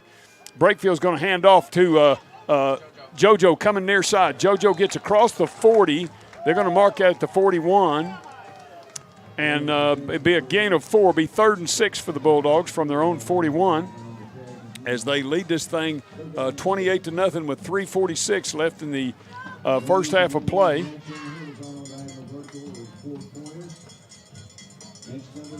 Three receivers far side, one near side. Brakefield awaits the snap. He's got it. He's going to hand off. No, he's going to fake. He's going to fire it. He's got a receiver out there, and it's Drake Wood, but he had to give up his body to catch it, so it won't be a first down. It'll be 4th and 4. And Bulldogs going to punt this one away. Colton Cole's the punter. First punt of the night. Bulldogs were a little disjointed that time. Yeah, no, it didn't start out right when everybody didn't get on the field. No, didn't. We just didn't have it together that time. Number 4 is back to receive the. Yeah, they came across. We got them. Yep. We got them. They jumped across. We moved. Yeah. But evidently the man across the road. Yeah, he came across and Duck moved, but it was after the other guy had already crossed into the neutral zone. So we got a first down on the I bet he did a hard count. I'm not sure. 2:54 clock runs, 28-0 Dogs lead it. Now they're at the 49, their own 49. Maddox is at tailback. Okay, we got tailback Maddox Mobley. Brakefield takes the snap, hands off to Mobley, coming near side. He's looking for some place to go. Not a whole lot of running room. Crosses the 50 down to the 47. Good run there by Mobley. And, well, they put him at the 48. I promise you he got to the 47. But anyway, so we've got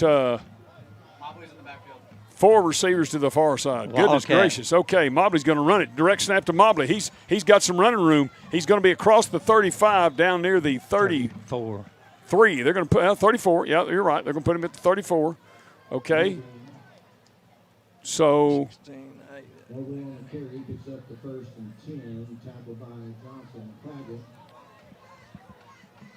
receiver each side. Brakefield, hand off to Mobley. He's makes a little dipsy doodle. There's a flag. They're going to get us for holding. And Mobley's going to go down over there at about the 30. Okay, maybe. I'm going to say maybe. They got him by the face mask. No, holding on us. They got holding both 2 holds on us. They had to pick which one they want. They're going to take the one in the backfield. Holding. Okay. 2 holds on the same play. Yeah, and they're going to take the first one because it's going to mark us further back. Okay, so 1:56 left in this first half of play. Dogs leading 28-0. First quarter looked pretty slick. Second quarter, we haven't been quite as aggressive, or let's say this, we haven't been quite as punctual in our attack. All right. So 3 receivers far side, 1 near side, 1 back in the backfield. Brakefield awaits the snap. JoJo's the running back. Takes the snap. Hands off to JoJo straight ahead. He breaks a tackle. Look out. He's at the 35, 30. It's a foot race. 20. Still running. 15. Going to go out of bounds at about they're going to mark him at the 10. And great. Did you see that? Yep. After he outran that guy and they both went down out of bounds, he helped the guy get up. How's that for being a good sport? Okay. Great job, JoJo. Here we go. We got 1:30. Bulldogs about to take a snap at the 10. Going to hand off to Grady Hardine. Breaks a tackle. Breaks another tackle. Touchdown to Grady Hardine. That red zone sponsor tonight is Chance Freeman Premier Insurance. And that scoring recap, a 10-yard burst off the right side by Grady Hardine, brought to you by Vision Bank. Bulldogs line it up for the extra point. Angel Rios will be kicking it. Maddox Mobley will be holding it. 10-yard run for Grady Hardine.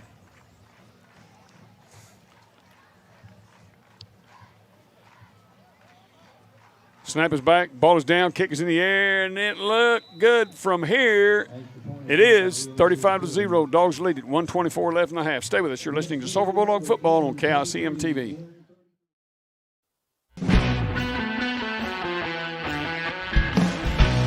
In our community, football is more than a game. It's a tradition, a passion, and a heartbeat. At First Bank and Trust Company, we're proud to stand behind our local teams on and off the field because we're not just a bank, we're your bank. First Bank and Trust Company, investing in our youth, one Friday night at a time. Let's go! Member FDIC. Spring, Welcome back, folks. We're at Bristow, Hafer Field, Hilburn Track. That's what the sign says. Angel Rios is about to kick off. The Bulldogs lead it here in this first half of play. A little over a minute left. 35-0 over Bristow. And we'll see what Angel does on this kickoff. Back deep to receive this, number 4 and number 5 for Bristow. And it's going to come down to number 5. And he drops it. He picks it up at the 20 and gets smothered at the 22. And that number 5 is DJ Allen. Number 4 is TJ Wilson. DJ and TJ. And he secured the ball, run a few steps. He's a good-looking athlete. I saw him down there warming up, and he had number 5. He's a good-looking athlete. Let's see how old he is. Well, they had a bunch of good-looking athletes. He's a senior, 6'1", 170, but he looked good down there warming up. I was impressed with the way he looked. I'll put it this way. I never looked like that. Just in your dreams. Yeah. I dreamed about looking like that, but I don't look like that guy. He's not that big, 6 foot Okay, 170, but he's put together right. 35 is at running back. Here we go. 2 receivers near side. 35 is a running back, and that is Bethel. Hand off to Bethel straight ahead. He pops it up in there. Boy, somebody is coming up there from safety and or linebacker. That's Bridge Barrett. There's somebody's coming up there just hammering.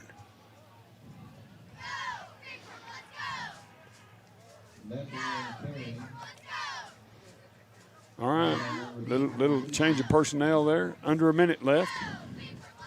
This play and one more maybe for Bristow in the first half. 2 receivers far side, 1 near side. Johnson takes the snap, fakes, throws out in the flat. He's got a receiver, and the Bulldogs going to get him down almost immediately. He goes out of bounds. I think that'll stop the clock. No, they didn't stop it. Wait, now they stop it. 39.3. Okay, 39.3 is a timeout. Timeout called by Sulphur, so this is 3rd down. They're going to see if they get another crack at it, I guess. Okay, stay with us, folks. You're listening to Sulphur Bulldog Football on KICM TV. Chickasaw Telephone Company has been a proud supporter of Bulldog Athletics since establishing its headquarters in Sulphur in 1975. Chickasaw's 45-year history of community-focused support, innovation, and reliability make them Bulldog fans' favorite provider of internet and voice services. They have plans for every Bulldog, whether you're into streaming, gaming, or just the basics. So get connected and grab the phone. Let's talk up this great Bulldog team. Go Dogs!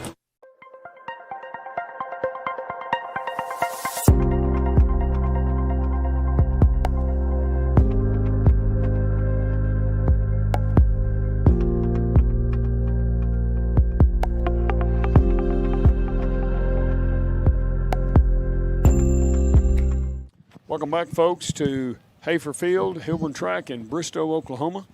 And Bristow, with about 30-some seconds left in this first half of play, has a 3rd down in about 8. Quarterback drops back. He's wanting to throw it. He's under some pressure. And somebody got him down from the ground, and that's Gleason. Jason Gleason was on the ground and reached up and grabbed him and pulled him down. And Sulphur will call another timeout and force – yep, that's their last one. They'll force Bristow to punt the ball, and Sulphur's going to get it back. So we'll take a short break, folks. 31 seconds to go. 31 seconds. Stay with us. You're listening to Sulphur Bulldog Football on KICM TV. They ought to get a couple. Hobbs Pharmacy has a long tradition of serving Sulphur. We are your locally owned Health Mart pharmacy who can meet all your compounding needs with a friendly and professional team. Convenient hours and drive-up window plus knowledgeable pharmacy staff equals unparalleled service. You'll be amazed at our gift selection, including housewares, t-shirts, jewelry, and bath items as well. We even have baby and bridal gifts. Hobbs Pharmacy, your Sulphur pharmacy. 420 West Broadway, 622-3131. Back to the ball game tonight in Bristow, Oklahoma. And so it's a 4th down play. I see Garen Watson out there. We got 2 returners now. Yep, Mobley and Cole. And there's the kick, and it's going to come down to Mobley. He's got it at the 45, 47, 50. Look out, 40. He's going to make a move go out of bounds at about the – this guy's going to mark him about the 30, I think. Yeah. Okay, 21 seconds left in the first half of play. Bulldogs start at 30-yard line. They're going to start at the 30, Bulldogs are. I'm thinking they can get 3 plays in this 21 seconds. We'll see as they take the field. Acer Dixon, big number 51, had a little tweak on one of his ankles and has set out a couple of games. He's back tonight playing some guard. And Mobley's in motion, and Breakfield's looking. He fires. He's got a receiver down there, and it's good defense. 14.8 left.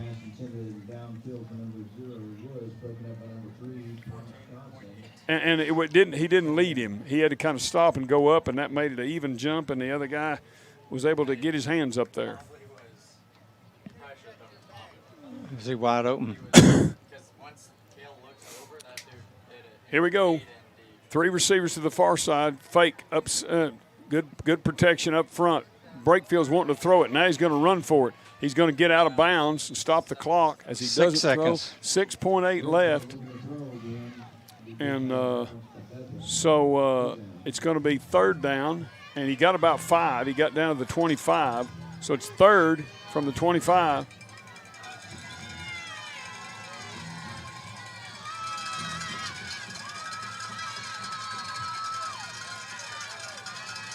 So let's see what they dial up. Play clock down to 13. Yep, we got it dialed up. Let's see what they decide. Break field. Takes the snap, fakes, he looks, he throws it. He's got a receiver out there, and he stops the clock. No, there should be time left. And they're going to say that's it, I think. No, I'm pretty sure there's time left. There should be about a second. Is that Mobley caught that over there? No, Drake Wood. Oh, okay. I think that's the end of the 1 second. Yeah. 1 second.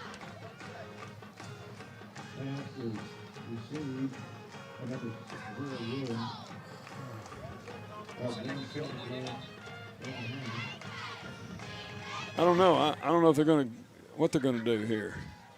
Looks like are they gonna kick it? No, they're gonna. Yes. Yeah, they're gonna try to kick a field goal, I guess. All right, Colton Cole from the 22. Let's see what happens here. Snap is back. They weren't right.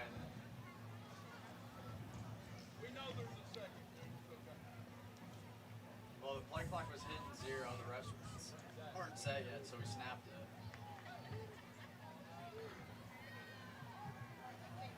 it. Okay, 35-0. Got 1 second on the play clock.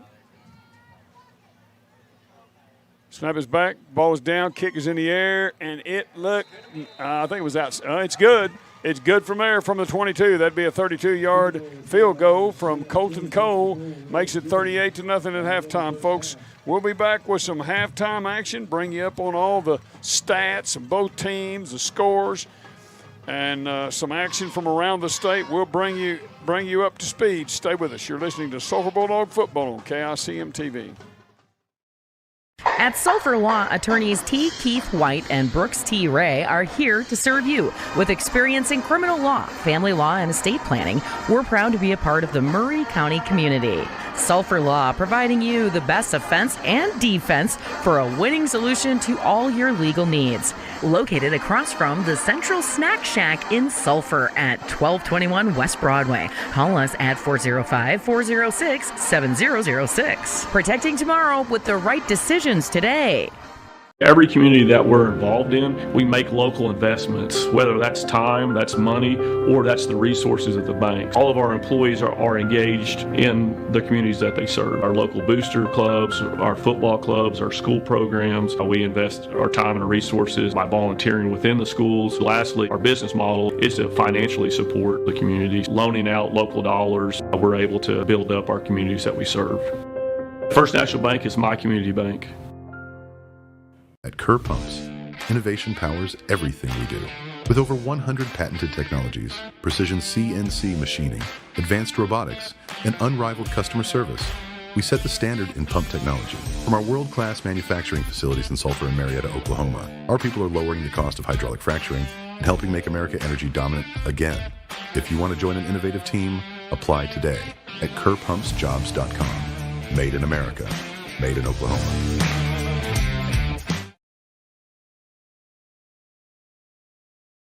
At Sulphur Law, attorneys T. Keith White and Brooks T. Ray are here to serve you. With experience in criminal law, family law, and estate planning, we're proud to be a part of the Murray County community. Sulphur Law, providing you the best offense and defense for a winning solution to all your legal needs. Located across from the Central Snack Shack in Sulphur at 1221 West Broadway. Call us at 405-406-7006. Protecting tomorrow with the right decisions today. Every community that we're involved in, we make local investments, whether that's time, that's money, or that's the resources of the bank. All of our employees are engaged in the communities that they serve. Our local booster clubs, our football clubs, our school programs. We invest our time and resources by volunteering within the schools. Lastly, our business model is to financially support the communities, loaning out local dollars. We're able to build up our communities that we serve. First National Bank is my community bank. At Kerr Pumps, innovation powers everything we do. With over 100 patented technologies, precision CNC machining, advanced robotics, and unrivaled customer service, we set the standard in pump technology. From our world-class manufacturing facilities in Sulphur and Marietta, Oklahoma, our people are lowering the cost of hydraulic fracturing and helping make America energy dominant again. If you want to join an innovative team, apply today at kerrpumpsjobs.com. Made in America, made in Oklahoma. Your home is your castle, and when it comes time to furnish your castle, there's no better place than Rick's Furniture right here in Sulphur. Turn your living room into the TV-watching, family gathering place that everyone loves. Make your bedroom the end-of-day stress-relieving sanctuary you've always wanted. Bring friends and family together in a new dining room, perfect for home-cooked meals and family game night. Rick's Furniture, in the heart of Sulphur, now owned by longtime employee Chase Talaferro. Rick's Furniture, where family comes together. Athletic injuries are essentially orthopedic injuries with sport-specific components. At Excel Therapy, our goal is for the athlete to return to the sport quickly. Excel Therapy can assist in speeding up recovery following surgery by improving range of motion, strength, and flexibility. At Excel Therapy, we excel at sports medicine. We excel at physical therapy. We excel at helping you excel. With clinics in Ardmore and Durant, our team excels at orthopedic injury recovery and sports medicine. Find us at exceltherapyok.com. Stewart's Family Dentistry has been providing dental services to the families in this area for over 30 years. Their full range of services include dental implants, bleaching, and cosmetic dentistry, same-day crowns and bridges, orthodontics, preventative and pediatric dentistry. They'll even file your dental insurance for you. Stewart's Family Dentistry wants to be your family's dentist. Conveniently located in Ardmore, just south of Walmart on Merrick Drive, 223-6720, and in Medill, across from Amazing Grace Boutique, 795-3360. At Sulphur Law, attorneys T. Keith White and Brooks T. Ray are here to serve you. With experience in criminal law, family law, and estate planning, we're proud to be a part of the Murray County community. Sulphur Law, providing you the best offense and defense for a winning solution to all your legal needs. Located across from the Central Snack Shack in Sulphur at 1221 West Broadway. Call us at 405-406-7006. Protecting tomorrow with the right decisions today.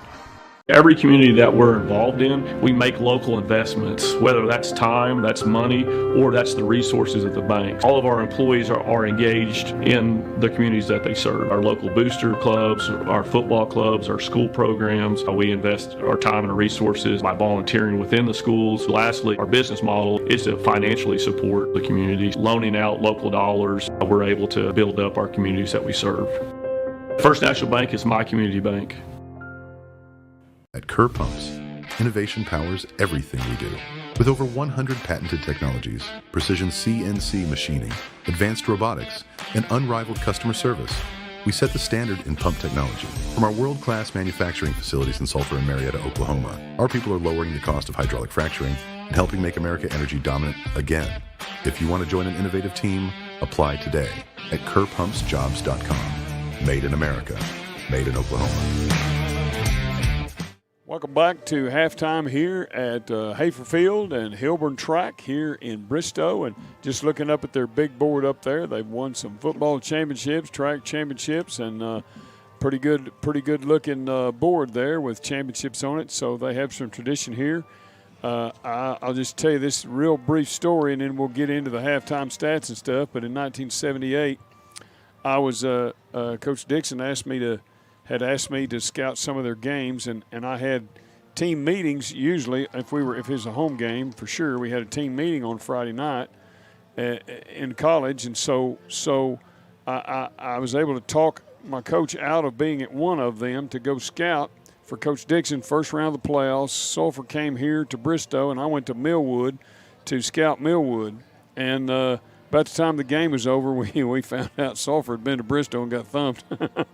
So all that information we got, we didn't need to be used. But Bristow, I said all that to say Bristow's got some tradition. They've been a good football school for a long time. But our second quarter, we try to say these things at least a couple times each quarter, and I neglected to say that in the second quarter, so I want to tell you that second quarter is brought to you by Sulphur Farm and Ranch.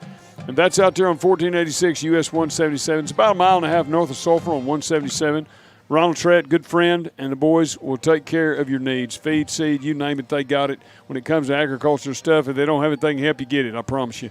Good guys do good work, and you can trust them with what they tell you. So with that being said, Coach Cole, lay some stats on us. Yeah, well, this is unofficial now. That's my stats, and definitely unofficial because sometimes I get a little excited and I don't write the numbers down. But run-wise for Bristow, they've got 72 yards rushing, and they've got 155 yards passing, and that makes it 127 total yards for the first half.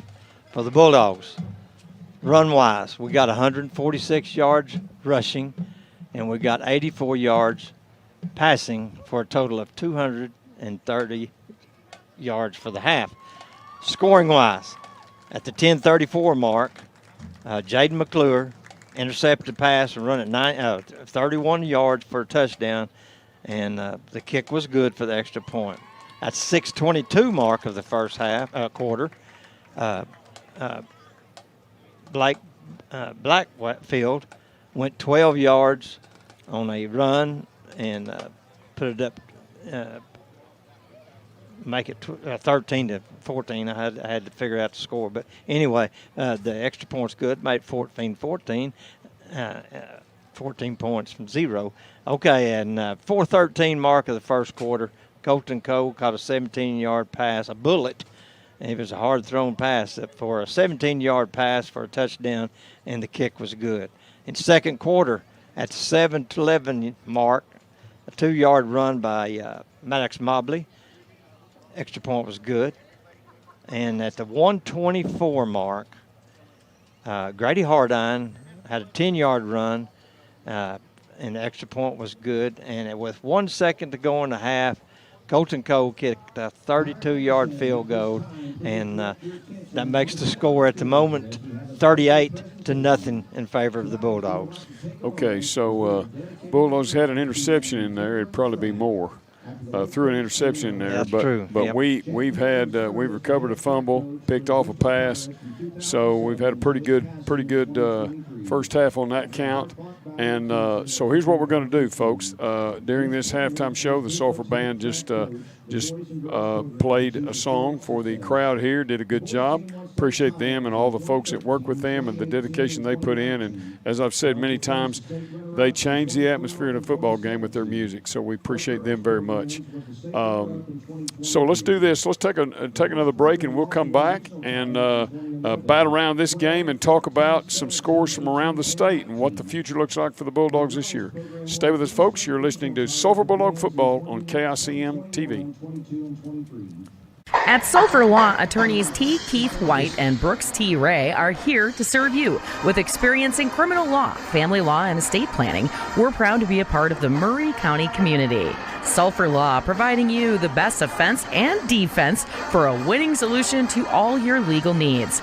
Located across from the Central Snack Shack in Sulphur at 1221 West Broadway. Call us at 405-406-7006. Protecting tomorrow with the right decisions today. Every community that we're involved in, we make local investments, whether that's time, that's money, or that's the resources of the bank. All of our employees are engaged in the communities that they serve. Our local booster clubs, our football clubs, our school programs. We invest our time and resources by volunteering within the schools. Lastly, our business model is to financially support the communities. Loaning out local dollars, we're able to build up our communities that we serve. First National Bank is my community bank. At Kerr Pumps, innovation powers everything we do. With over 100 patented technologies, precision CNC machining, advanced robotics, and unrivaled customer service, we set the standard in pump technology. From our world-class manufacturing facilities in Sulphur and Marietta, Oklahoma, our people are lowering the cost of hydraulic fracturing and helping make America energy dominant again. If you want to join an innovative team, apply today at kerrpumpsjobs.com. Made in America, made in Oklahoma. Your home is your castle, and when it comes time to furnish your castle, there's no better place than Rick's Furniture right here in Sulphur. Turn your living room into the TV-watching, family gathering place that everyone loves. Make your bedroom the end-of-day stress-relieving sanctuary you've always wanted. Bring friends and family together in a new dining room, perfect for home-cooked meals and family game night.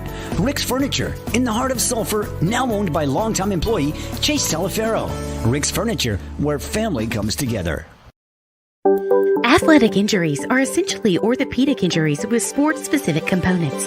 At Excel Therapy, our goal is for the athlete to return to the sport quickly. Excel Therapy can assist in speeding up recovery following surgery by improving range of motion, strength, and flexibility. At Excel Therapy, we excel at sports medicine. We excel at physical therapy. We excel at helping you excel. With clinics in Ardmore and Durant, our team excels at orthopedic injury recovery and sports medicine. Find us at exceltherapyok.com. Stewart's Family Dentistry has been providing dental services to the families in this area for over 30 years. Their full range of services include dental implants, bleaching, and cosmetic dentistry, same-day crowns and bridges, orthodontics, preventative, and pediatric dentistry. They'll even file your dental insurance for you. Stewart's Family Dentistry wants to be your family's dentist. Conveniently located in Ardmore, just south of Walmart on Merrick Drive, 223-6720, and in Medill, across from Amazing Grace Boutique, 795-3360.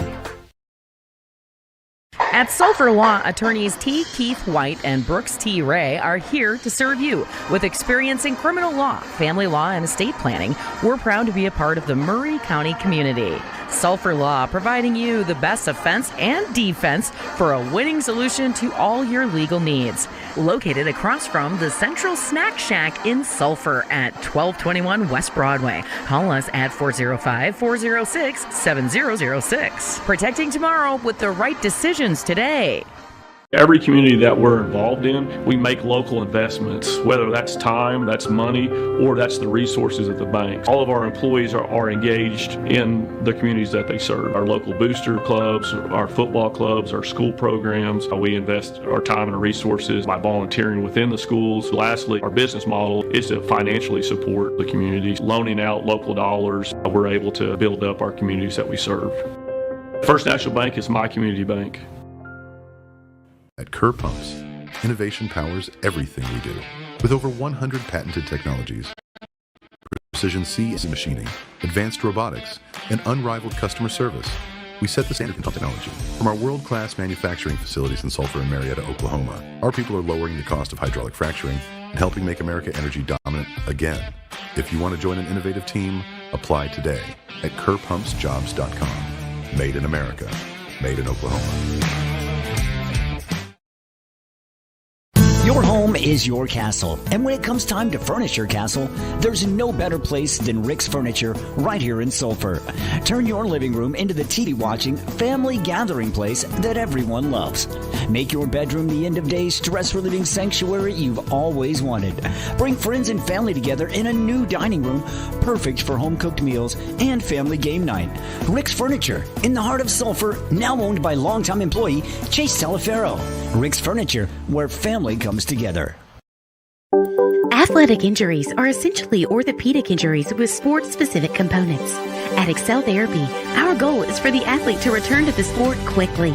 Excel Therapy can assist in speeding up recovery following surgery by improving range of motion, strength, and flexibility. At Excel Therapy, we excel at sports medicine. We excel at physical therapy. We excel at helping you excel. With clinics in Ardmore and Durant, our team excels at orthopedic injury recovery and sports medicine. Find us at exceltherapyok.com. Stewart's Family Dentistry has been providing dental services to the families in this area for over 30 years. Their full range of services include dental implants, bleaching, and cosmetic dentistry, same-day crowns and bridges, orthodontics, preventative, and pediatric dentistry. They'll even file your dental insurance for you. Stewart's Family Dentistry wants to be your family's dentist. Conveniently located in Ardmore, just south of Walmart on Merrick Drive, 223-6720, and in Medill, across from Amazing Grace Boutique, 795-3360. At Sulphur Law, attorneys T. Keith White and Brooks T. Ray are here to serve you. With experience in criminal law, family law, and estate planning, we're proud to be a part of the Murray County community. Sulphur Law, providing you the best offense and defense for a winning solution to all your legal needs. Located across from the Central Snack Shack in Sulphur at 1221 West Broadway. Call us at 405-406-7006. Protecting tomorrow with the right decisions today. Every community that we're involved in, we make local investments, whether that's time, that's money, or that's the resources of the bank. All of our employees are engaged in the communities that they serve. Our local booster clubs, our football clubs, our school programs. We invest our time and resources by volunteering within the schools. Lastly, our business model is to financially support the communities. Loaning out local dollars, we're able to build up our communities that we serve. First National Bank is my community bank. At Kerr Pumps, innovation powers everything we do. With over 100 patented technologies, precision CNC machining, advanced robotics, and unrivaled customer service, we set the standard in pump technology. From our world-class manufacturing facilities in Sulphur and Marietta, Oklahoma, our people are lowering the cost of hydraulic fracturing and helping make America energy dominant again. If you want to join an innovative team, apply today at KerrPumpsJobs.com. Made in America, made in Oklahoma. Your home is your castle, and when it comes time to furnish your castle, there's no better place than Rick's Furniture right here in Sulphur. Turn your living room into the TV-watching, family gathering place that everyone loves. Make your bedroom the end-of-day stress-relieving sanctuary you've always wanted. Bring friends and family together in a new dining room, perfect for home-cooked meals and family game night. Rick's Furniture, in the heart of Sulphur, now owned by longtime employee Chase Talaferro. Rick's Furniture, where family comes together. Athletic injuries are essentially orthopedic injuries with sports-specific components. At Excel Therapy, our goal is for the athlete to return to the sport quickly. Excel Therapy can assist in speeding up recovery following surgery by improving range of motion, strength, and flexibility. At Excel Therapy, we excel at sports medicine. We excel at physical therapy. We excel at helping you excel. With clinics in Ardmore and Durant, our team excels at orthopedic injury recovery and sports medicine. Find us at exceltherapyok.com. Stewart's Family Dentistry has been providing dental services to the families in this area for over 30 years. Their full range of services include dental implants, bleaching, and cosmetic dentistry, same-day crowns and bridges, orthodontics, preventative, and pediatric dentistry. They'll even file your dental insurance for you. Stewart's Family Dentistry wants to be your family's dentist. Conveniently located in Ardmore, just south of Walmart on Merrick Drive, 223-6720, and in Medill, across from Amazing Grace Boutique, 795-30. Welcome back, folks, to Hafer Field and Hilburn Track here in Bristow, Oklahoma. And we wanted to bring you up to speed on some scores from around the state during halftime here. We'll start with our district and maybe give you some of interest besides that. In our district, right about halftime, it's Seminole 20, McLeod 21. A little surprised at that score, but that's what it is. Lincoln Christian continues to roll, leading 35-3 at halftime over Muldrow. Perkins is leading Victory Christian 33-0 at halftime.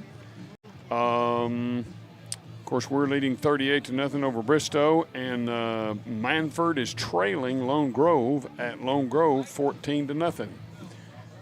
So that kind of brings you up to speed on our district as to what's happening and teams we might have an interest in.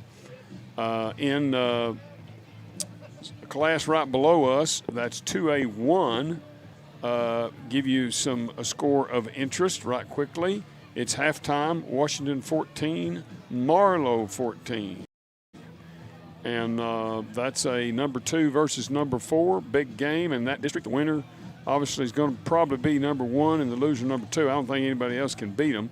You've got Millwood is way down this year, and then Lindsay's a pretty solid team, but I don't think they can beat either one of these guys. So I'm going to say the winner here is going to be 1, the loser is going to be 2. So that's a huge ball game tonight over there being played in Marlow right now. Also in 2A2, we have an interest there because our buddies just across the county play in that 2A2. Davis is put the hurting on Colgate. I was coming toward Bristow, and I met the Colgate bus, and I went through my head, I wonder who they're playing. I didn't think about it. I know they're in Davis District, but I just didn't think about it. Well, they should have just turned around right there. I shouldn't say that, but anyway, Davis is putting a hurt on them, 36-0. And then Richard Norman coaches over Dibble. They beat Davis by 1 a week or two after we played them. Well, they're playing Holdenville tonight, and right now Holdenville's got them down 22-7 at halftime. So my old buddy Brady Gilbert is putting the hurt on Memorial up in Tahlequah, putting on pretty good at halftime. 49-0 was the last time I looked at the score. Wynnewood winning big tonight over in their ball game. And so, Coach, what do you think is going to happen this second half here? Well, I couldn't tell you because you don't ever know about kids. But let's talk about their defense. Our defense. First half, first quarter, that is, it was kind of had some holes in it. Yep. Well, we made a little adjustment somehow, some way, and I don't know what the exact adjustment was because they started stuffing the hole a little bit better that, and what they only have. They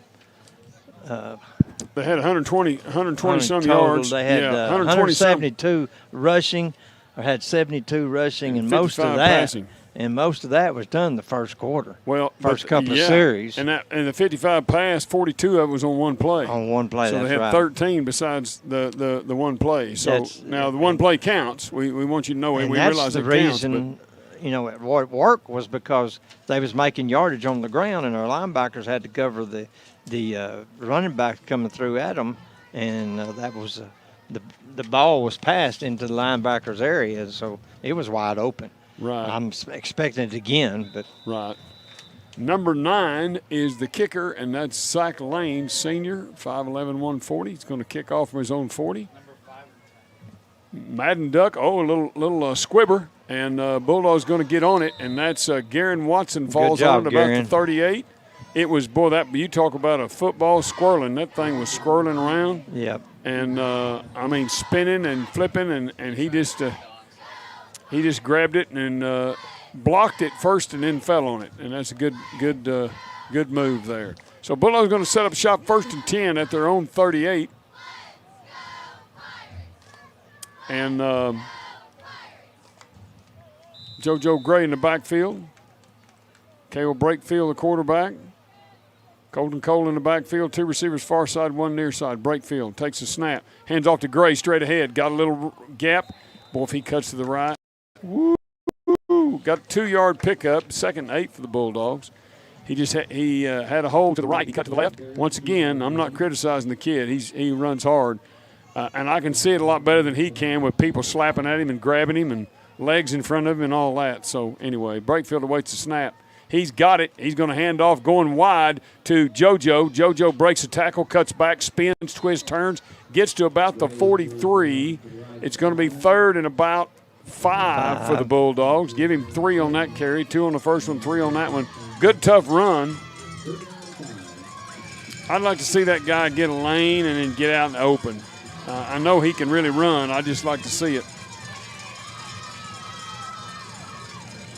All right, let's see what the Bulldogs, 3rd and 5, first time they've had the ball this half. Brakefield. Got motion from Mobley, takes the snap. He's dropping back. He's looking. He's running for his life. He throws to Mobley. Mobley gets grabbed immediately. Tries to break the tackle. Can't do it. Thrown for a loss. You know what? Let's give Bristow some credit, Coach. Played pretty good defense that time. They did. We had screens set up on the right-hand side and screens set up on the left-hand side, and they covered it all. Yep. He wanted to go right with it, and he had to end up going left. And I don't know what was over there on the right, but it was covered on the left. So anyway. Okay, Colton Cole standing at about his own 26. Snap is back in good shape. He's got it. Gets a good foot into it. Boy, it's a boomer. Man, he's going to drive it all the way back to the 20. Johnson's got it, and Johnson's going to be grabbed by Cooper Cole, run out of bounds. Good punt coverage there. They're going to mark that ball. Referee's just now getting there. He's going to mark it at the 30. I think 31. I think you'd need binoculars to see that very good from where he was when the guy went out, but that's okay. I'm not going to pick at him.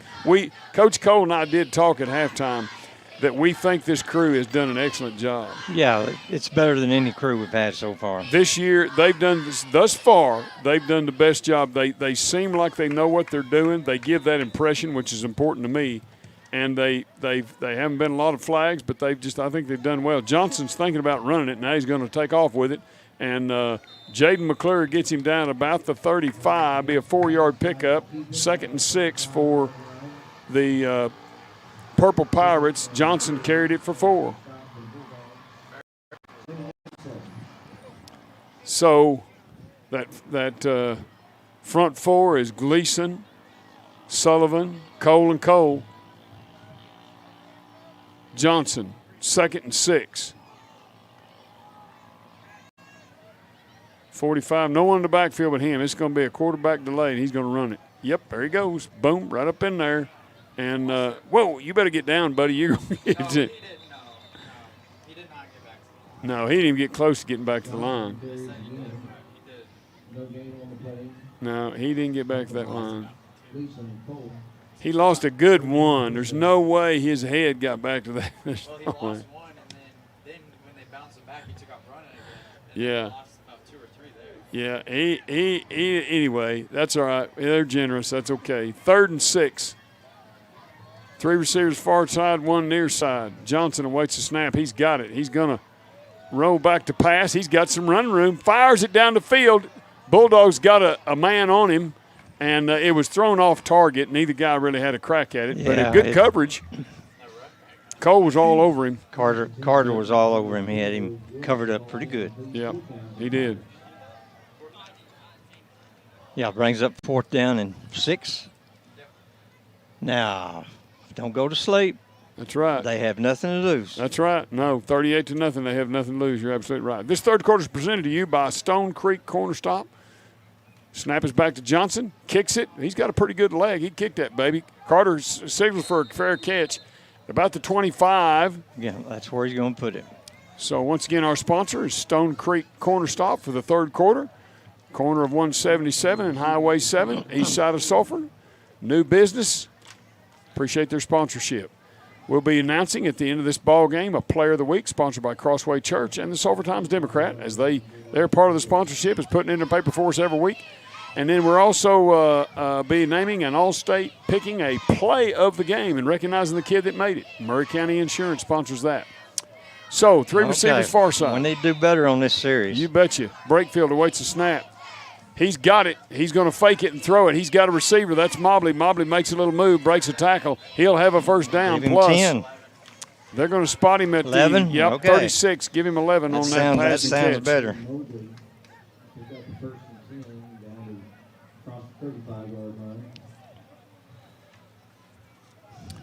All right.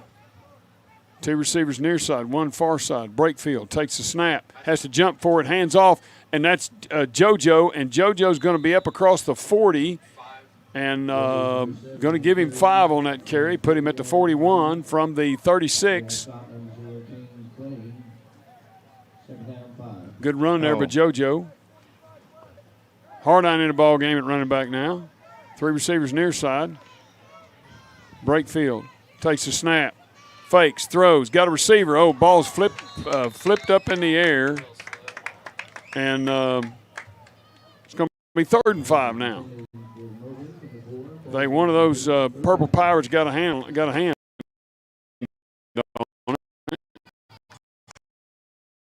and tipped it. I'm not sure. I think to the far side. Barrett to the near side. Mobley to the near side. 3rd and 5. Brakefield. Takes the snap. Fakes to Hardine. Fires. Got a receiver. That's Drake Wood. Can't read it in. It was a little behind him. Yep, it was. It was a little behind him, but it did hit him in the hands. And you know what they say. If it hits your hands, you got to catch it. So hit your hand, you better catch it. Yeah. So, but it would have been – I'll put it this way. It would have been a heck of a catch if he'd have caught it because it was behind him. Okay. Punting situation for the Bulldogs.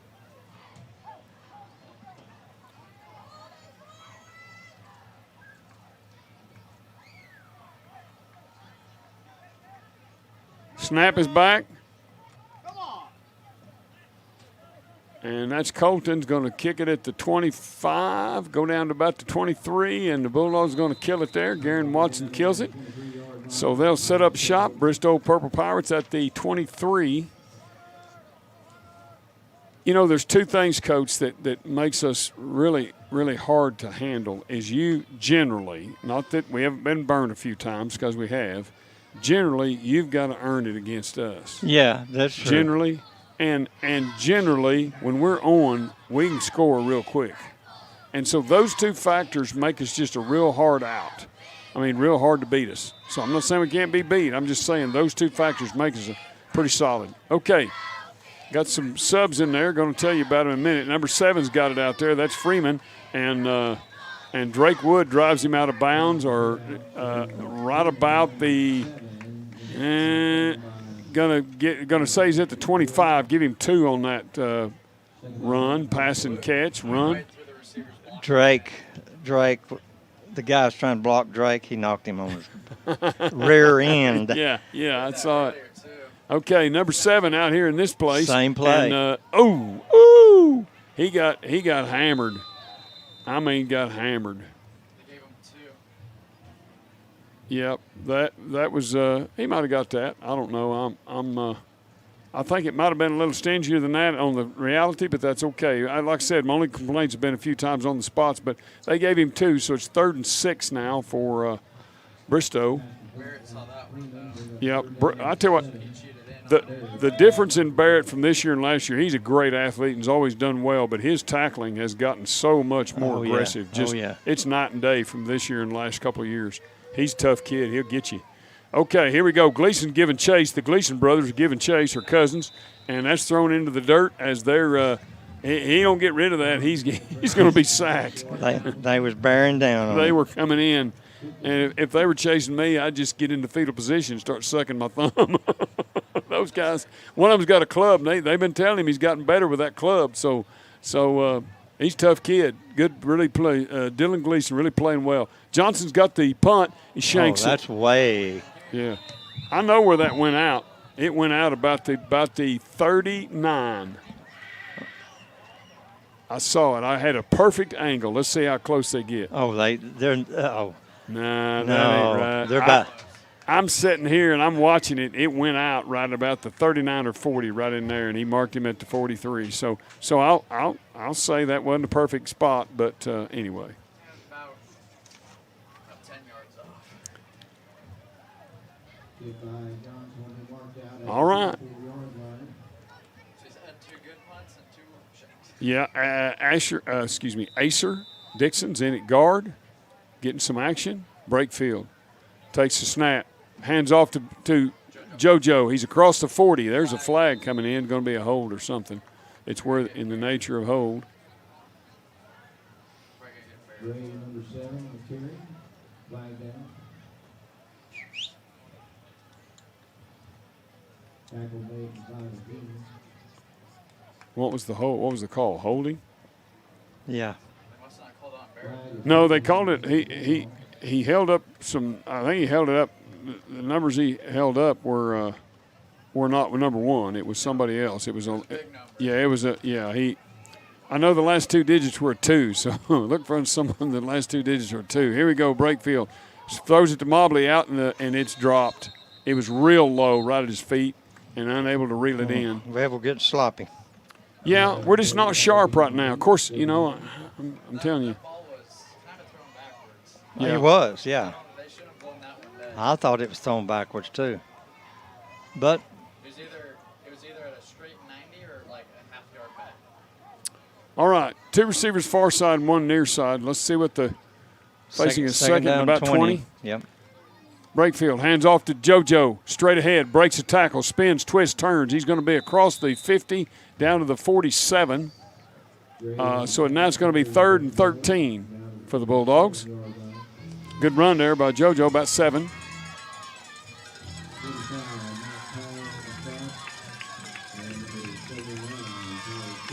Third and 14. You know, 13, I think, but that's close enough. 3rd and 13, Breakfield has it. It's got good protection. He fires down the field, got a receiver. That's Garen Watson.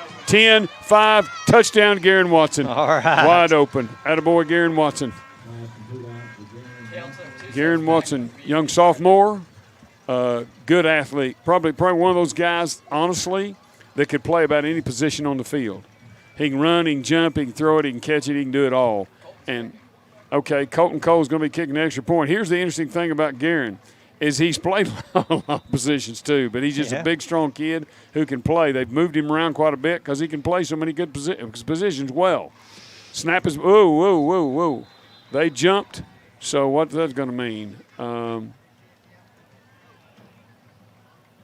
right, offsides on the other team. I think we're going to decline it, and because we want to kick it and get our kicking game oiled up good. So right now the score is 44.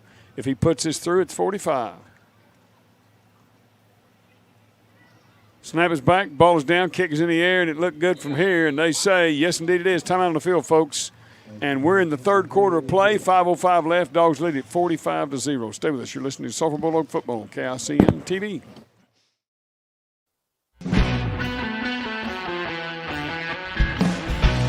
In our community, football is more than a game. It's a tradition, a passion, and a heartbeat. At First Bank and Trust Company, we're proud to stand behind our local teams on and off the field because we're not just a bank, we're your bank. First Bank and Trust Company, investing in our youth, one Friday night at a time. Let's go! Member FDIC.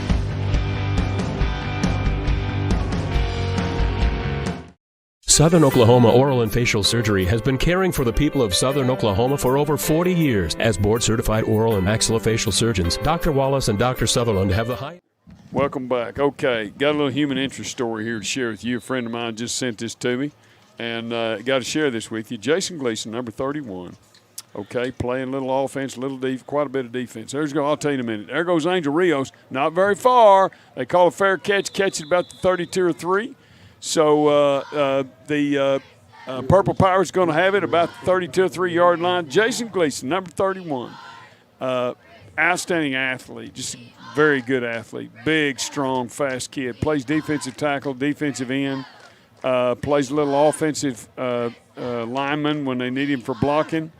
Okay, so I think the total pounds, I don't know what the total pounds were, but in his weight class also is Connor Sullivan. The two best guys in the state at their weight class are Connor and him, and they're both hard tackles. He's deadlifted 670 pounds, folks. That's bending over, picking up a bar, and standing up with it. Are you kidding me? That's why they're so good out there. They're strong. Johnson takes a snap, hands off the first guy through, makes somebody miss, and then he gets pelted.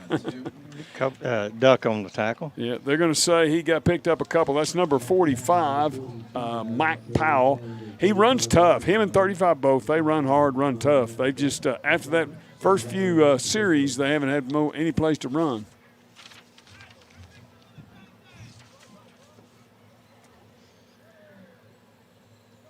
Johnson takes the snap. Oh, he turns the wrong way, or the running back went the wrong way. They get him wrangled down short of the 40.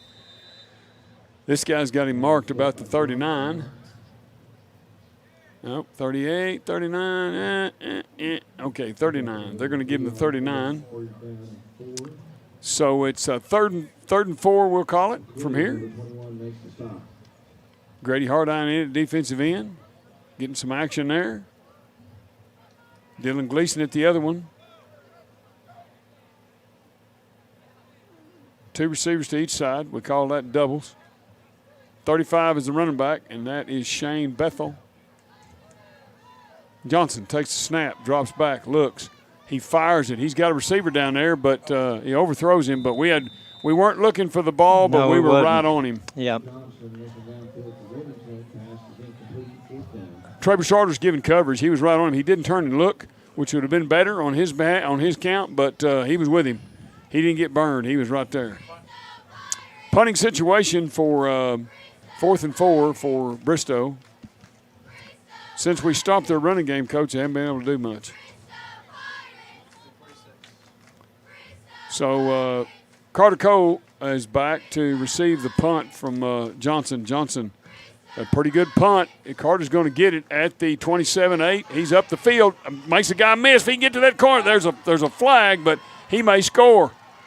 He's still running, going to go out of bounds over there at about the 31 or 2 yard line, but there's a flag the guy back on here. this side called it, and the ball's on the far side. What did he call? Yeah, I think he's going to call it walking back. It's either going to be a holder or He walking was back, but he was. he's calling it from 40 yards away. I know. Yeah, Yeah, that's what I say. He's spotting that ball from way off too. He's got X-ray vision. He's saying. Flag from the 40 for a penalty on the 20. No, he threw the flag from about the 50. No, he was about the 45. Was he? Yeah. Okay. All right. 45. Okay. So he's calling the penalty from 30 yards away. Okay. He's going to say it was the 31, so they're going to mark off 10 and put it at the 21. I don't know what.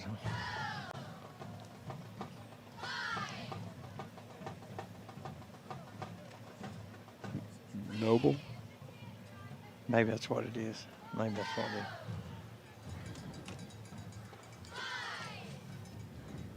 Legal block is called against Sulphur. They bring the ball all the way back to the 19-yard line. No, it's Bixby. 78-0. Oh, mercy.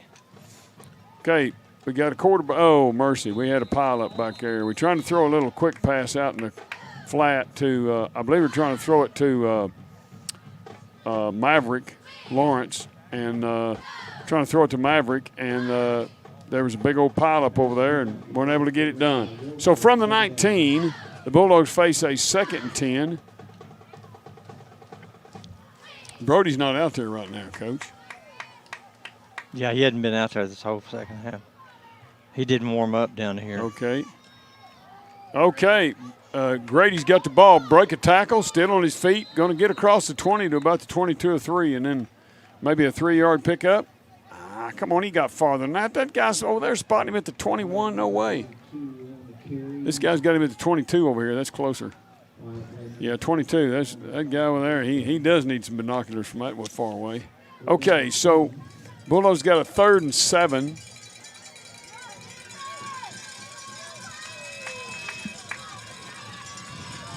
Let's see what they can go to the well and find here. Brakefield takes the snap. Hands off to Hardine. He tries to go straight ahead and not much doing there.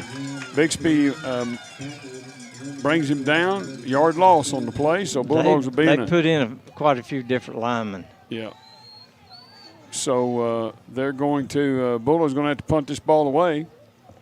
And 2:24 left in this third quarter play. I think the clock's running a little extra. I'm not sure. Colton Cole awaits the snap. Snaps back in good shape. Gets a good boy. That old boy got pretty close to it. Gets an end over ender and just dies.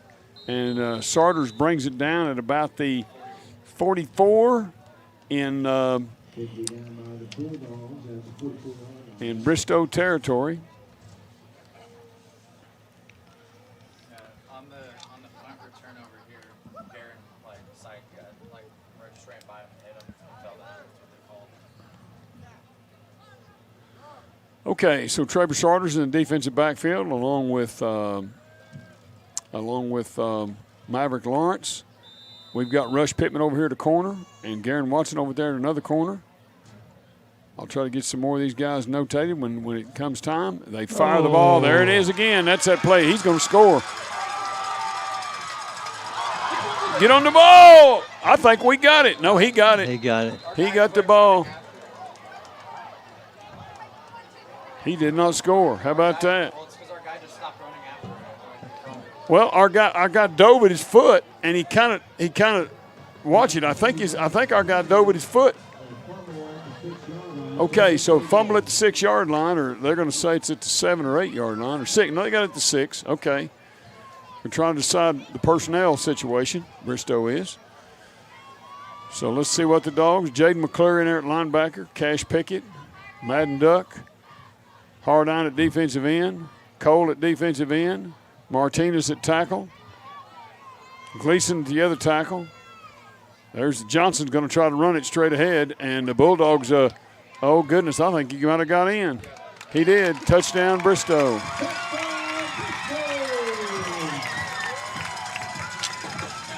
We had him in the backfield and let him go. Good athlete. He's a good athlete. So Bristow breaks through and gets in the end zone.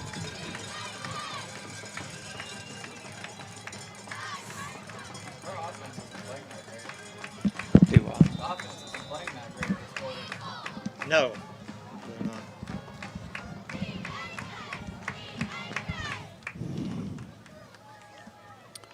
Snap is back, ball is down, kick is in the air, and Bristow now has 7. Score is, with 1:20 left, 45-7 in the third quarter, 45-7. Stay with us, folks. You're listening to Sulphur Bulldog Football on KICM TV. Chickasaw Telephone Company has been a proud supporter of Bulldog Athletics since establishing its headquarters in Sulphur in 1975. Chickasaw's 45-year history of community-focused support, innovation, and reliability make them Bulldog fans' favorite provider of internet and voice services. They have plans for every Bulldog, whether you're into streaming, gaming, or just the basics. So get connected and grab the phone. Let's talk up this great Bulldog team. Go Dogs!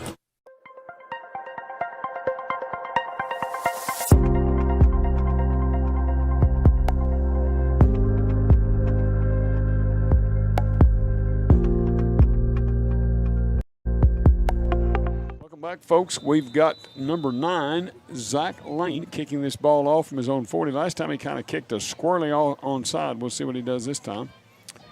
Bulldogs seem like they're lined up ready for it. We'll find out. He approaches the ball, and this time he kicks a high onside, and Bulldogs catch it, and that's Drake Wood. He's down the sidelines, and woo, a little extra sling there out of bounds. I'm not sure that was a good thing. I was talking to a man before the game started from Bristow, and he says that kicker's brother is kicking at Missouri right now. Huh. He's Missouri Tigers extra point man. Huh.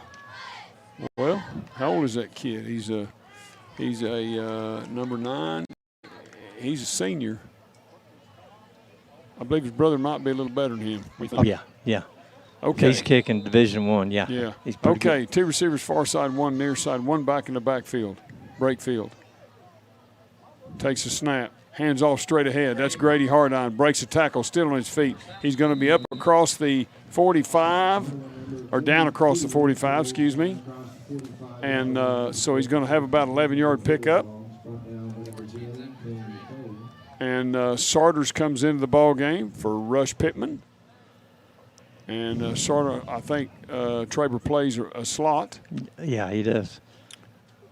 Out there, so Maverick Lawrence is also out there. There's a snap, hand off to Grady once again, and there's a flag. It says movement. Illegal procedure on us, Yeah. but I didn't see it. Did you? I didn't either. I didn't see who moved. It was a late flag. They stopped it after we started. Okay, so back them up 5. Now we got a 1st and 15. So try to get some of these guys listed for you who are playing right now. Riley Ashley, sophomore, 6 foot 224, is out there. Brakefield takes a snap, hands off, Hardine. Just a whole bunch of guys in there. Order number 42 on the carry. Short game. Second down. Number 10 to 79, Bristow. So Acer Dixon's out there. George Martinez, number 63. Caleb Walker, he's played all night. That's the end of the third quarter play, folks. We'll try to keep you up on what's happening. Once again, that third quarter was presented to you by Stone Creek Corner Stop. Stay with us. We're going to be back for that fourth quarter in just a moment. You're listening to Sulphur Bulldog Football on KICM TV. Hobbs Pharmacy has a long tradition of serving Sulphur. We are your locally owned Health Mart pharmacy who can meet all your compounding needs with a friendly and professional team. Convenient hours and drive-up window plus knowledgeable pharmacy staff equals unparalleled service. You'll be amazed at our gift selection, including housewares, t-shirts, jewelry, and bath items as well. We even have baby and bridal gifts. Hobbs Pharmacy, your Sulphur pharmacy. 420 West Broadway, 622-3131, 622-3131. Stillwater Milling Company, more than just a feed store. every kind of feed and seed that you need. Pet stuff, the life. Welcome back, folks, to Bristow. Dogs got a second and about 14. Breakfield takes the snap, hands off to Hardeye, breaks out. He's got a gap. Goodness gracious, I think if he'd have broke on out, he'd have had greener grass, but gets down to the 40, needs to go to the 35, so it'll be 3rd and 5 for the Bulldogs. About a 8-yard run, 9-yard run for Grady Hardeye.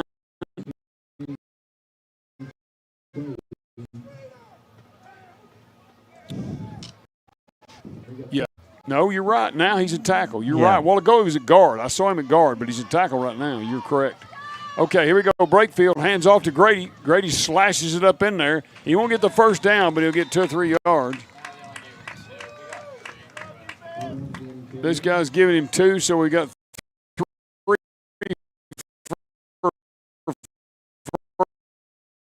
First down. I'm thinking they'll go for it. Yeah, this four down territory.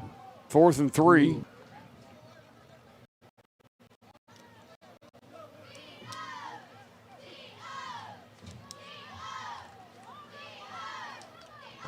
Okay, 4th and 3, Breakfield takes the snap, fakes, looks, throws. Winnow starts to throw, moves out.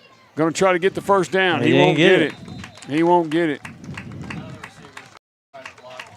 Well, he thought about handing it off. He thought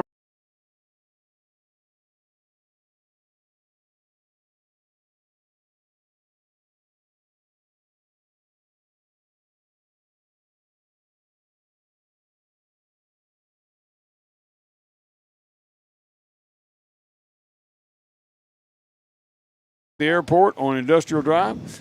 Get out there and see Luke and the boys for all your automobile needs. They can take care of you. I'll promise you, they take care of me. All right. Johnson awaits the snap. Snap is back. He's going to hand off to number 35, and he's got some running room. He's out in the open there. Boy, just knocked one of our guys down. Goodness. And a pretty good run there by Shane Bethel. Defense needs to stiffen up there a little bit, I think.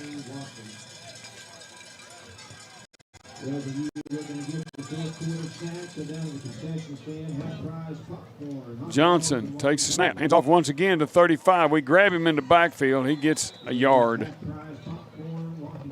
Much better defense that time. I tell you what, Coach, 35 and 45, and that would be Powell and Bethel run hard. Yeah, they're not very big. They're like Bethel's 180 and the other guy's 148. But they're packed in there real good. Yeah, they are. They run hard. Okay, quarterback Johnson's going to take it this time, and yeah, they got him and they got him down. They got him and they got him down. There was a whole bunch of them. Sullivan and Gleason both. Yeah, 45 is a sophomore and 35 is a junior. Yeah, they run hard. I think 35 is a little bigger than 145. Well, 35 is 180. Okay, this other way around. The other one's 140, yeah. Yeah, 45 is 148 or 145. Here we go. Quarterback wants to fire it. He's got a receiver down there, and we're going to get him down, but he caught the ball.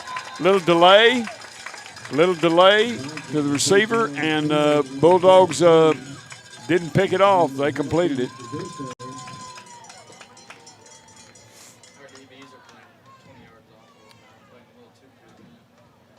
So Johnson awaits the snap.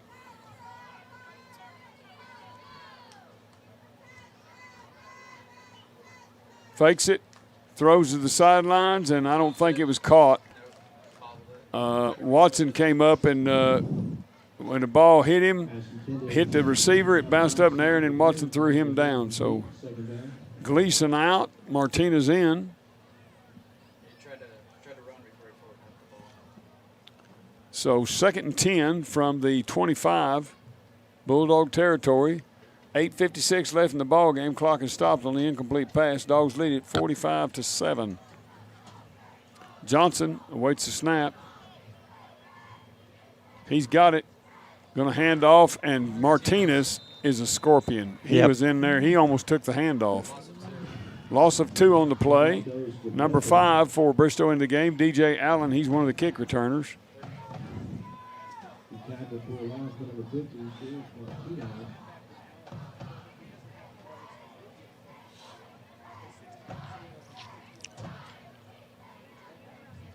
All right, let's see what, facing a 3rd and about 12, let's see what Bristow can, what kind of magic they can make happen. 2 receivers far side, 1 back in the backfield. He drops back, Johnson does. He got time, he's wanting to throw it. Now he's going to get smothered. And that's Cooper Cole with a sack. And Gleason took a shot at him and got him turned. And then Cooper grabbed him and threw him down. About a 10-yard loss there. Yeah, good plays. 4th and a long ways. I'm thinking they're going to go for it. I don't think they gain anything by kicking it.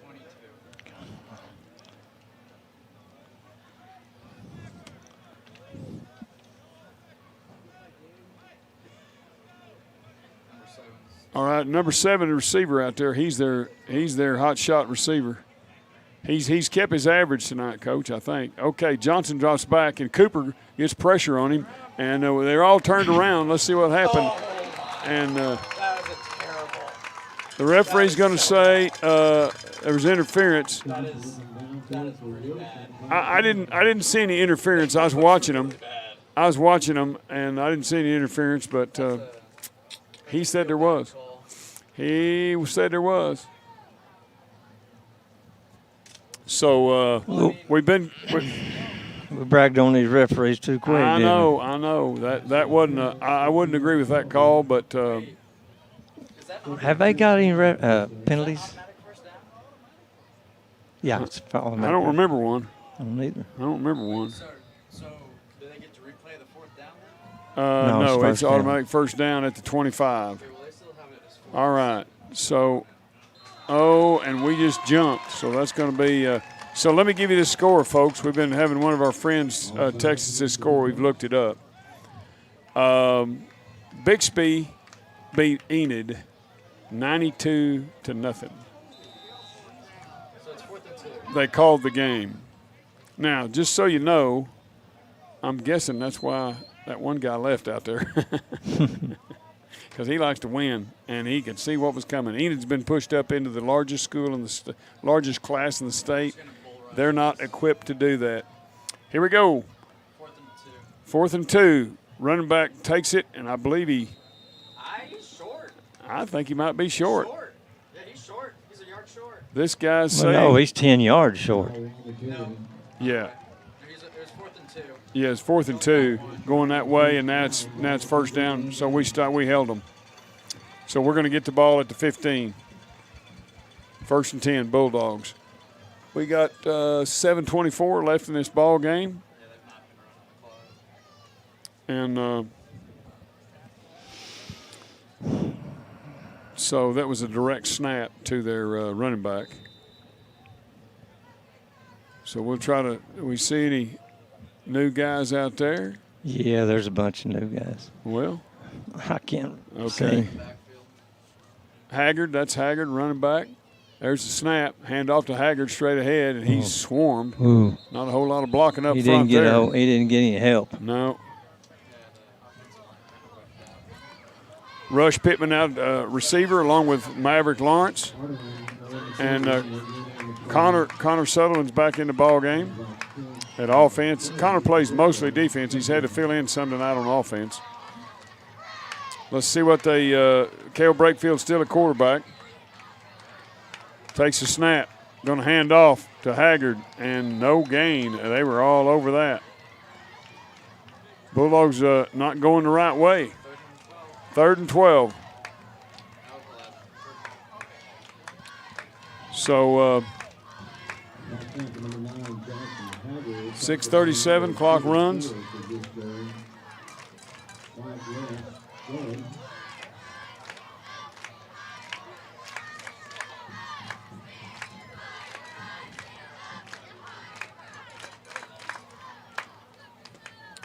Breakfield takes a snap. Going to hand off straight ahead. Got a little bit. Might have got a yard or two of it back. Yeah, they're just swarming in there. And we're not passing, so they Right. don't have to worry about it. Right. So let's see. Well, I'd say Perkins has beaten Victor Christian 64-7. That's a pretty good win. Actually, it's not over yet. It's fourth quarter. Colton Cole standing at about the 4. Snap is back, pretty good shape. He's got it. Gets a good foot. Man, that's a heck of a punt. My goodness alive. Drives the quarterback all the way back to the 38. Bulldogs giving chase. Garen Watson's got him. Oh, yeah. Bulldog. Yeah. I mean, he bulldogged him all the way to the ground. Good job there, Garen Watson. So Lone Grove leading Manford 34-0. Seminoles kind of come alive a little bit. They're now leading McLeod 36-21.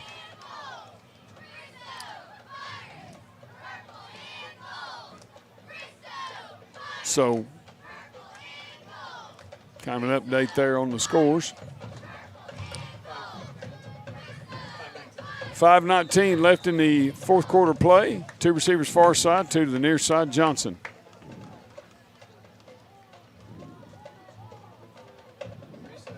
Yep, they take a long time getting their offense set up. They had an extra guy? Yep. They're going to let him go with it, though. All right, better watch number 7. Here we go. Yep. There's Martinez running. Johnson's out the gate, 50-45, and driven out of bounds by the Bulldog defense, so to speak. So he runs out of bounds. That'll stop the clock. 5:12 left in the ball game.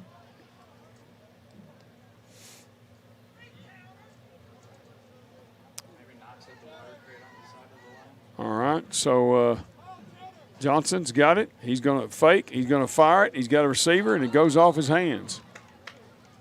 And that'll be an incomplete pass. Jackson Freehill playing defense there on that side. Maverick Lawrence back at safety. Let's see, that's Trevor Charters back at one safety. Maverick Lawrence at the other safety. Garen Watts at the other corner. Thomas Jackson, the middle linebacker.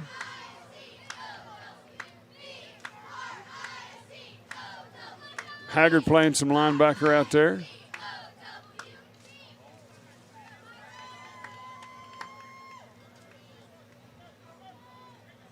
Here we go. He's going to hand off, and that guy, that's 45. That's a good running back. Driven, pile drive into the ground. Good tackle there, but a little late down the field.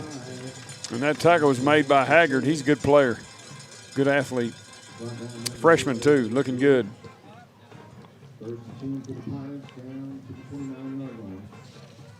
Grady Hardine at defensive end.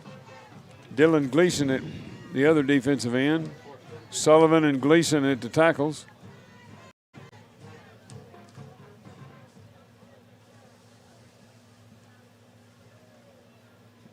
Johnson hands off straight ahead, and that's 45, and that guy's name is Powell, and he's driven back hard.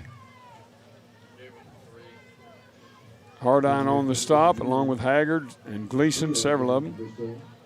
It's going to be third. Let's see. Is that second? Okay, second and about 6. Yeah, 6 yards. Second and 6. Clock runs. 4:26. Oh, I'm sorry. Okay, 4:10.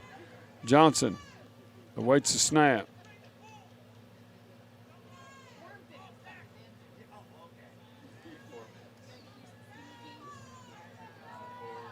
Let's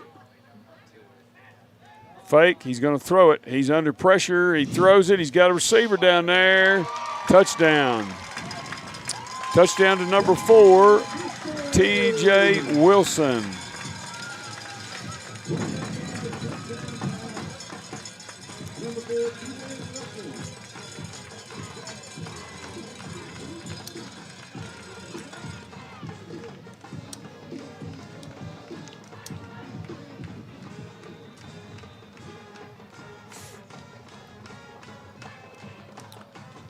Snap is back, ball is down, kick is in the air, and it looked good from here. And they say, yes, indeed it is. Timeout on the field, folks. 45 for the Bulldogs, 14 for the Purple Pirates. Stay with us. You're listening to Sulphur Bulldog Football on KICM TV.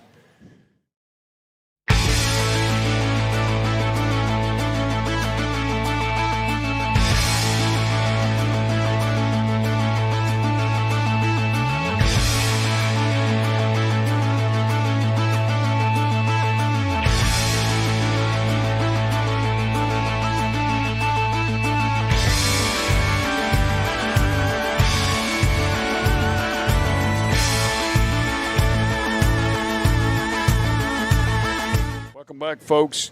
We want to tell you that the Bulldogs are leading 45-14, and we've got about, what have we got, 3:50 left in the ball game. Bulldogs will be receiving back on the south end, and we'll see what they can get going offensively. This fourth quarter is brought to you by Watson's Muffler Shop and Mechanics. Luke and the crew can service and repair your vehicle, install custom exhaust, truck accessories, trailer hitches. They're open Monday through Friday, 8 to 5 at their new location just west of the airport on Industrial Drive. Get out there and see Luke and the boys for all your automobile, tractor, whatever needs. There we go. It's kind of a squibber. It's going to go out of bounds. Boy, I tell you what, you got to be careful about letting that thing go. Yeah. Mercy. That was a good onside kick, though, even though it did go out of bounds. Yeah. So what do they tack on 5 or just take it right there? Should tack on 5. Okay, so Bulldog's going to get it about the 47-yard line. 48 maybe? Yep, 48. 48. Going to get it at the 48. Okay. And Cale Brakefield still at quarterback. Garen Watson at receiver. Maverick Lawrence at receiver. I think that's Rush Pittman at the other receiver over there.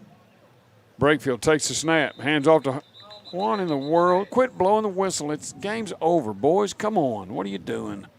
If it's not blatant, quit blowing the whistle. It's this guy every time, too. This guy's trying to even it up. It ain't going to work, brother. Okay. So 2 receivers far side, 1 near side. Haggard in the backfield with Brakefield. Brakefield takes the snap. Hands off to Haggard. Got a good hole. He bounces through there. He's going to get to the 46. So give him about 3 on the carry. Be 2nd and 12 because after the 5-yard penalty. Goodness gracious.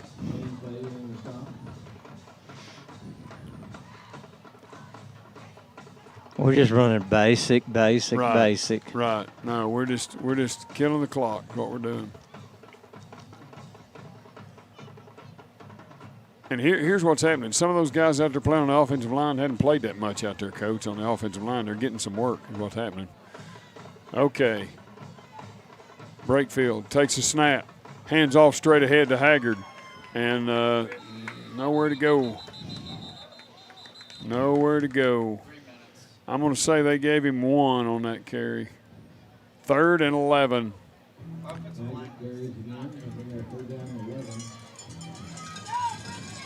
Well, that guy, yeah, okay, 3rd and 11. I got it. Okay, 3rd and 11. 2:38 left in the ball game. Clock runs. I'm thinking the Bulldogs are going to let this baby run down, maybe. Let's see. No, they're saying run to play. 3rd and 11. Let's see what they dial up. Brakefield takes a snap. Yeah, did you see that? Hey, Haggard broke free. 30. 25, 20, 15, 10, 5, touchdown. Touchdown, Haggard. Did you see the quarterback? Did you see the quarterback? He decked that kid. I'm telling you, that was a heck of a run. I'm sorry we got distracted. Haggard made a good run, and he was out in the open before we started talking about it. Let me tell you why. Cale Brakefield, after he handed it off, there was some guy cutting across. I think he was trying to get Haggard, and Brakefield, sorry, he just flattened him. I mean, he just lowered his shoulder and he flattened the kid. I mean, anyway, okay. Angel Rios prepares to kick the extra point. Carter Coe's a holder. Snap is back, ball is down, kick is in the air, and it looked good from here. And they say, yes, indeed it is. Time on the field, folks. It's 52-14. Stay with us. You're listening to Sulphur Bulldog Football on KICM TV. Every day begins with a promise. a promise to work hard and to build a future. That's why we're here, providing the tools, expertise, and John Deere equipment you have relied on for generations to help you get the job done right. We're with you. That's our promise to you, because no matter the project or the challenge you're facing, we're with you. We're united.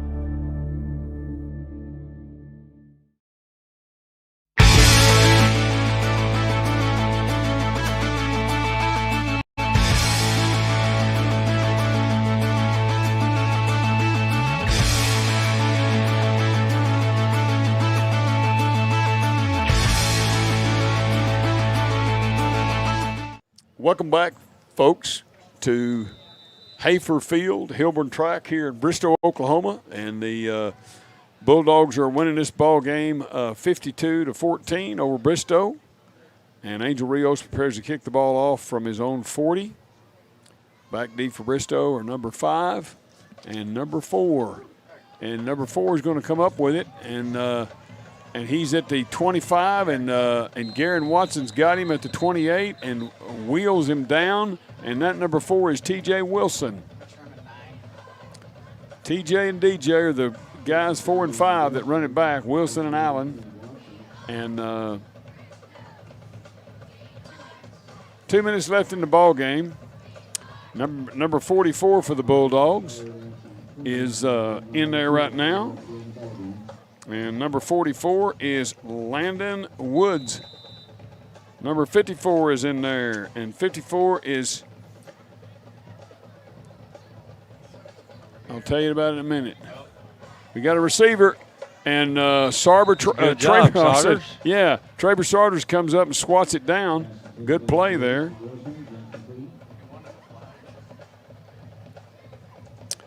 Gray, number 54, is getting some work out there. Let's see who else. 13, there's Jackson Freehill. 16, I know who that is. That's Ayler Dixon. That's Ayler, yeah. Good player, good freshman player. Haggard's out there. Thomas Jackson's out there.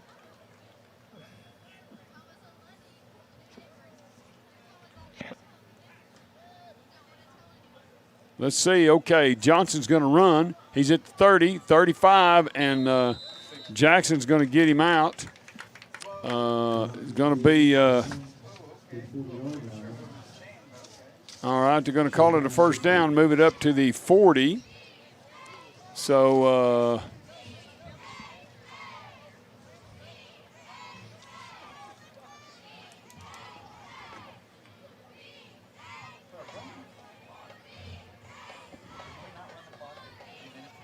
all right. So Johnson awaits the snap. First and 10 to their own 40. Yep, better watch out. Number 7. Okay, going to fire the football. Overthrows everybody. Sarders had good coverage on him. And see if we're missing. Big number 55 comes in there for Sulphur. And that is Caleb Leeson, 6'3", 290, sophomore. He's a big old guy. Big old guy. Hey, there's not any fat on him either. No, he's just a big man. 51, Acer out there, defensive end getting a little action. So I think we've got them all named that are out there right now. So clock stop with 1:44. Johnson, 2nd and 10. Better watch that number 7 out there.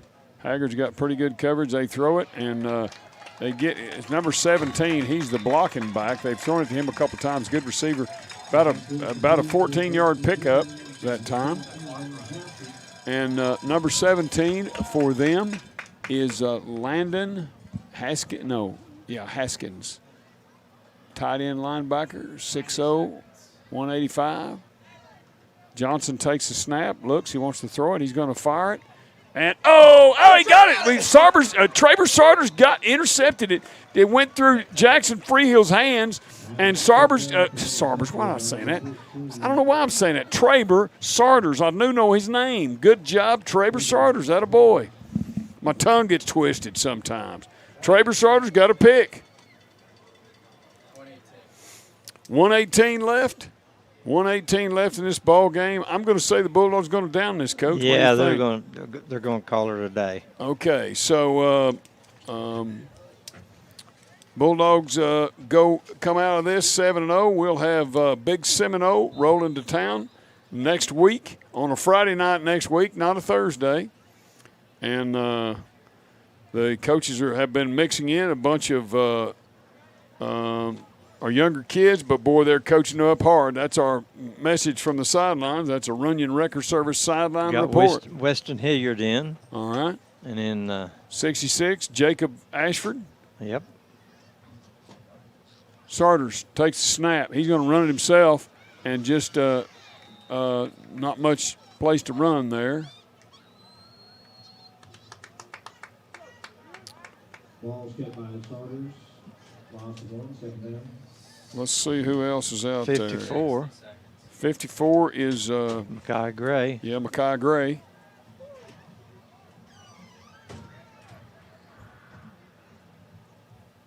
Sarters takes the snap, hands off straight ahead, and that's Haggard across the 40. So I'm thinking 40 seconds. If we could have waited a snap and we wouldn't have had a snap again. Yeah, I'm going to have to snap it one more time. 56 into the ball game for Sulphur.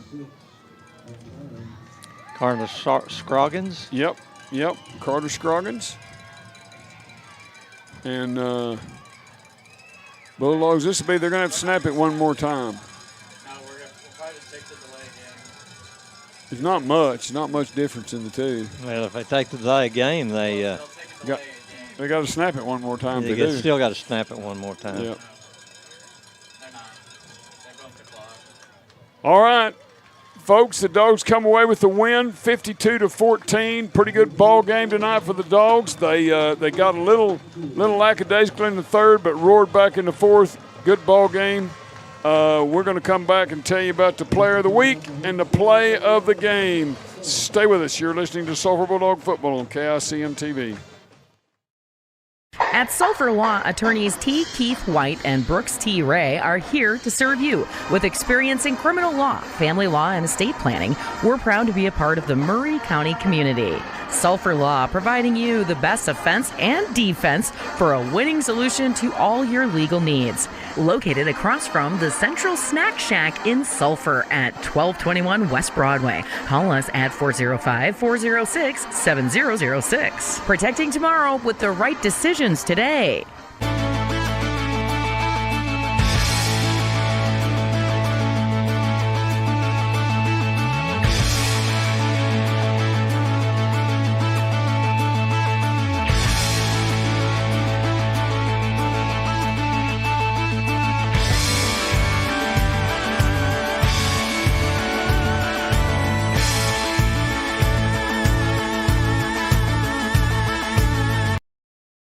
At Sulphur Law, attorneys T. Keith White and Brooks T. Ray are here to serve you. With experience in criminal law, family law, and estate planning, we're proud to be a part of the Murray County community.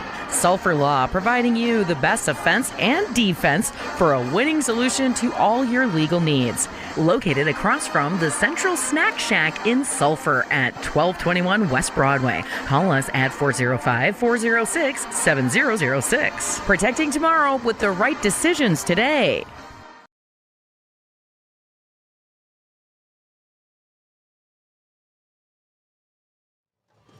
Welcome back to Hafer Field, Hilburn Track in Bristow, Oklahoma.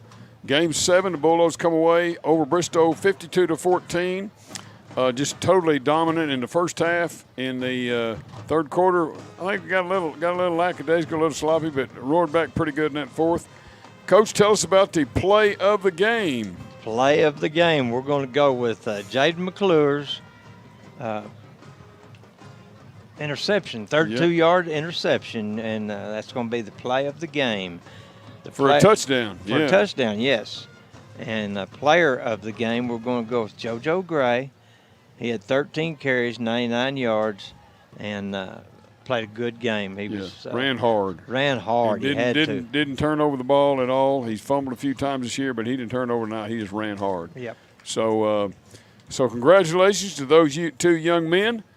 And, folks, we're going to be at home next week on a Friday night against the Seminole Chieftains. Got an old rivalry coming back to see us. So they came away, I think, with a win. They were leading 36-21 last time I looked. So for all the crew, Coach Cole on the color, Carson Phillips on the computer, and Andrew Reynolds on the camera, we say so long from Bristow, Oklahoma. Once again, the Dogs win 52-14. You've been listening to Sulphur Bulldog Football on KICM TV.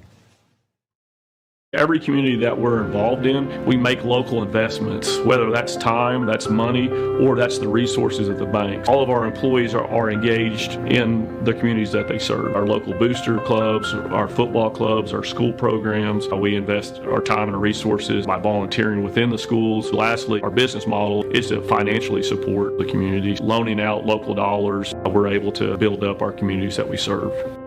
First National Bank is my community bank. Athletic injuries are essentially orthopedic injuries with sport-specific components. At Excel Therapy, our goal is for the athlete to return to the sport quickly.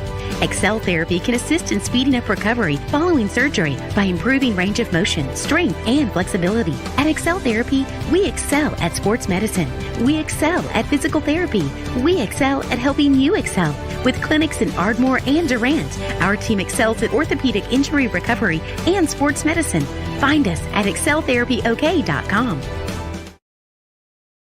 Southern Oklahoma Oral and Facial Surgery has been caring for the people of Southern Oklahoma for over 40 years. As board-certified oral and maxillofacial surgeons, Dr. Wallace and Dr. Sutherland have the highest level of expertise in the removal of wisdom teeth, placement of dental implants, facial injuries, corrective jaw surgery, jaw pain, and facial cosmetic surgery. By continually learning innovative techniques and utilizing the most up-to-date technology, they are able to provide world-class oral and facial surgery right here in Southern Oklahoma. To discuss your oral or facial surgical needs, call the experts at Southern Oklahoma Oral and Facial Surgery.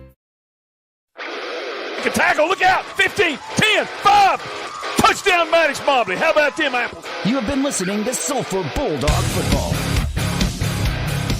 The Bulldogs are brought to you by Excel Therapy, Southern Oklahoma Oral Surgery, Kerr Pumps, Bank First Sulphur, Stillwater Milling, and Stort's Family Dentistry.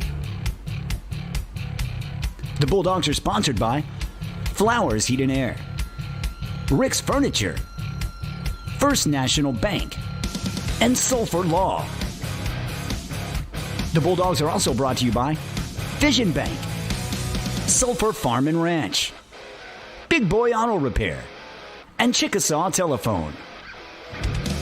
The Sulphur Bulldogs are also sponsored by First Bank and Trust, United Ag and Turf, Hobbs Pharmacy, Arbuckle Dental, Stone Creek Corner Stop, and Crossway Church. The Bulldogs are brought to you in part by Murray County Insurance, Runyon Wrecker, Sooner Pharmacy, and Physical Therapy Central Davis. The Bulldogs are sponsored in part by Watson's Muffler, Sulphur Dog Trade, and your premier insurance agent, Chance Freeman. Thank you for joining us tonight for Sulphur Football.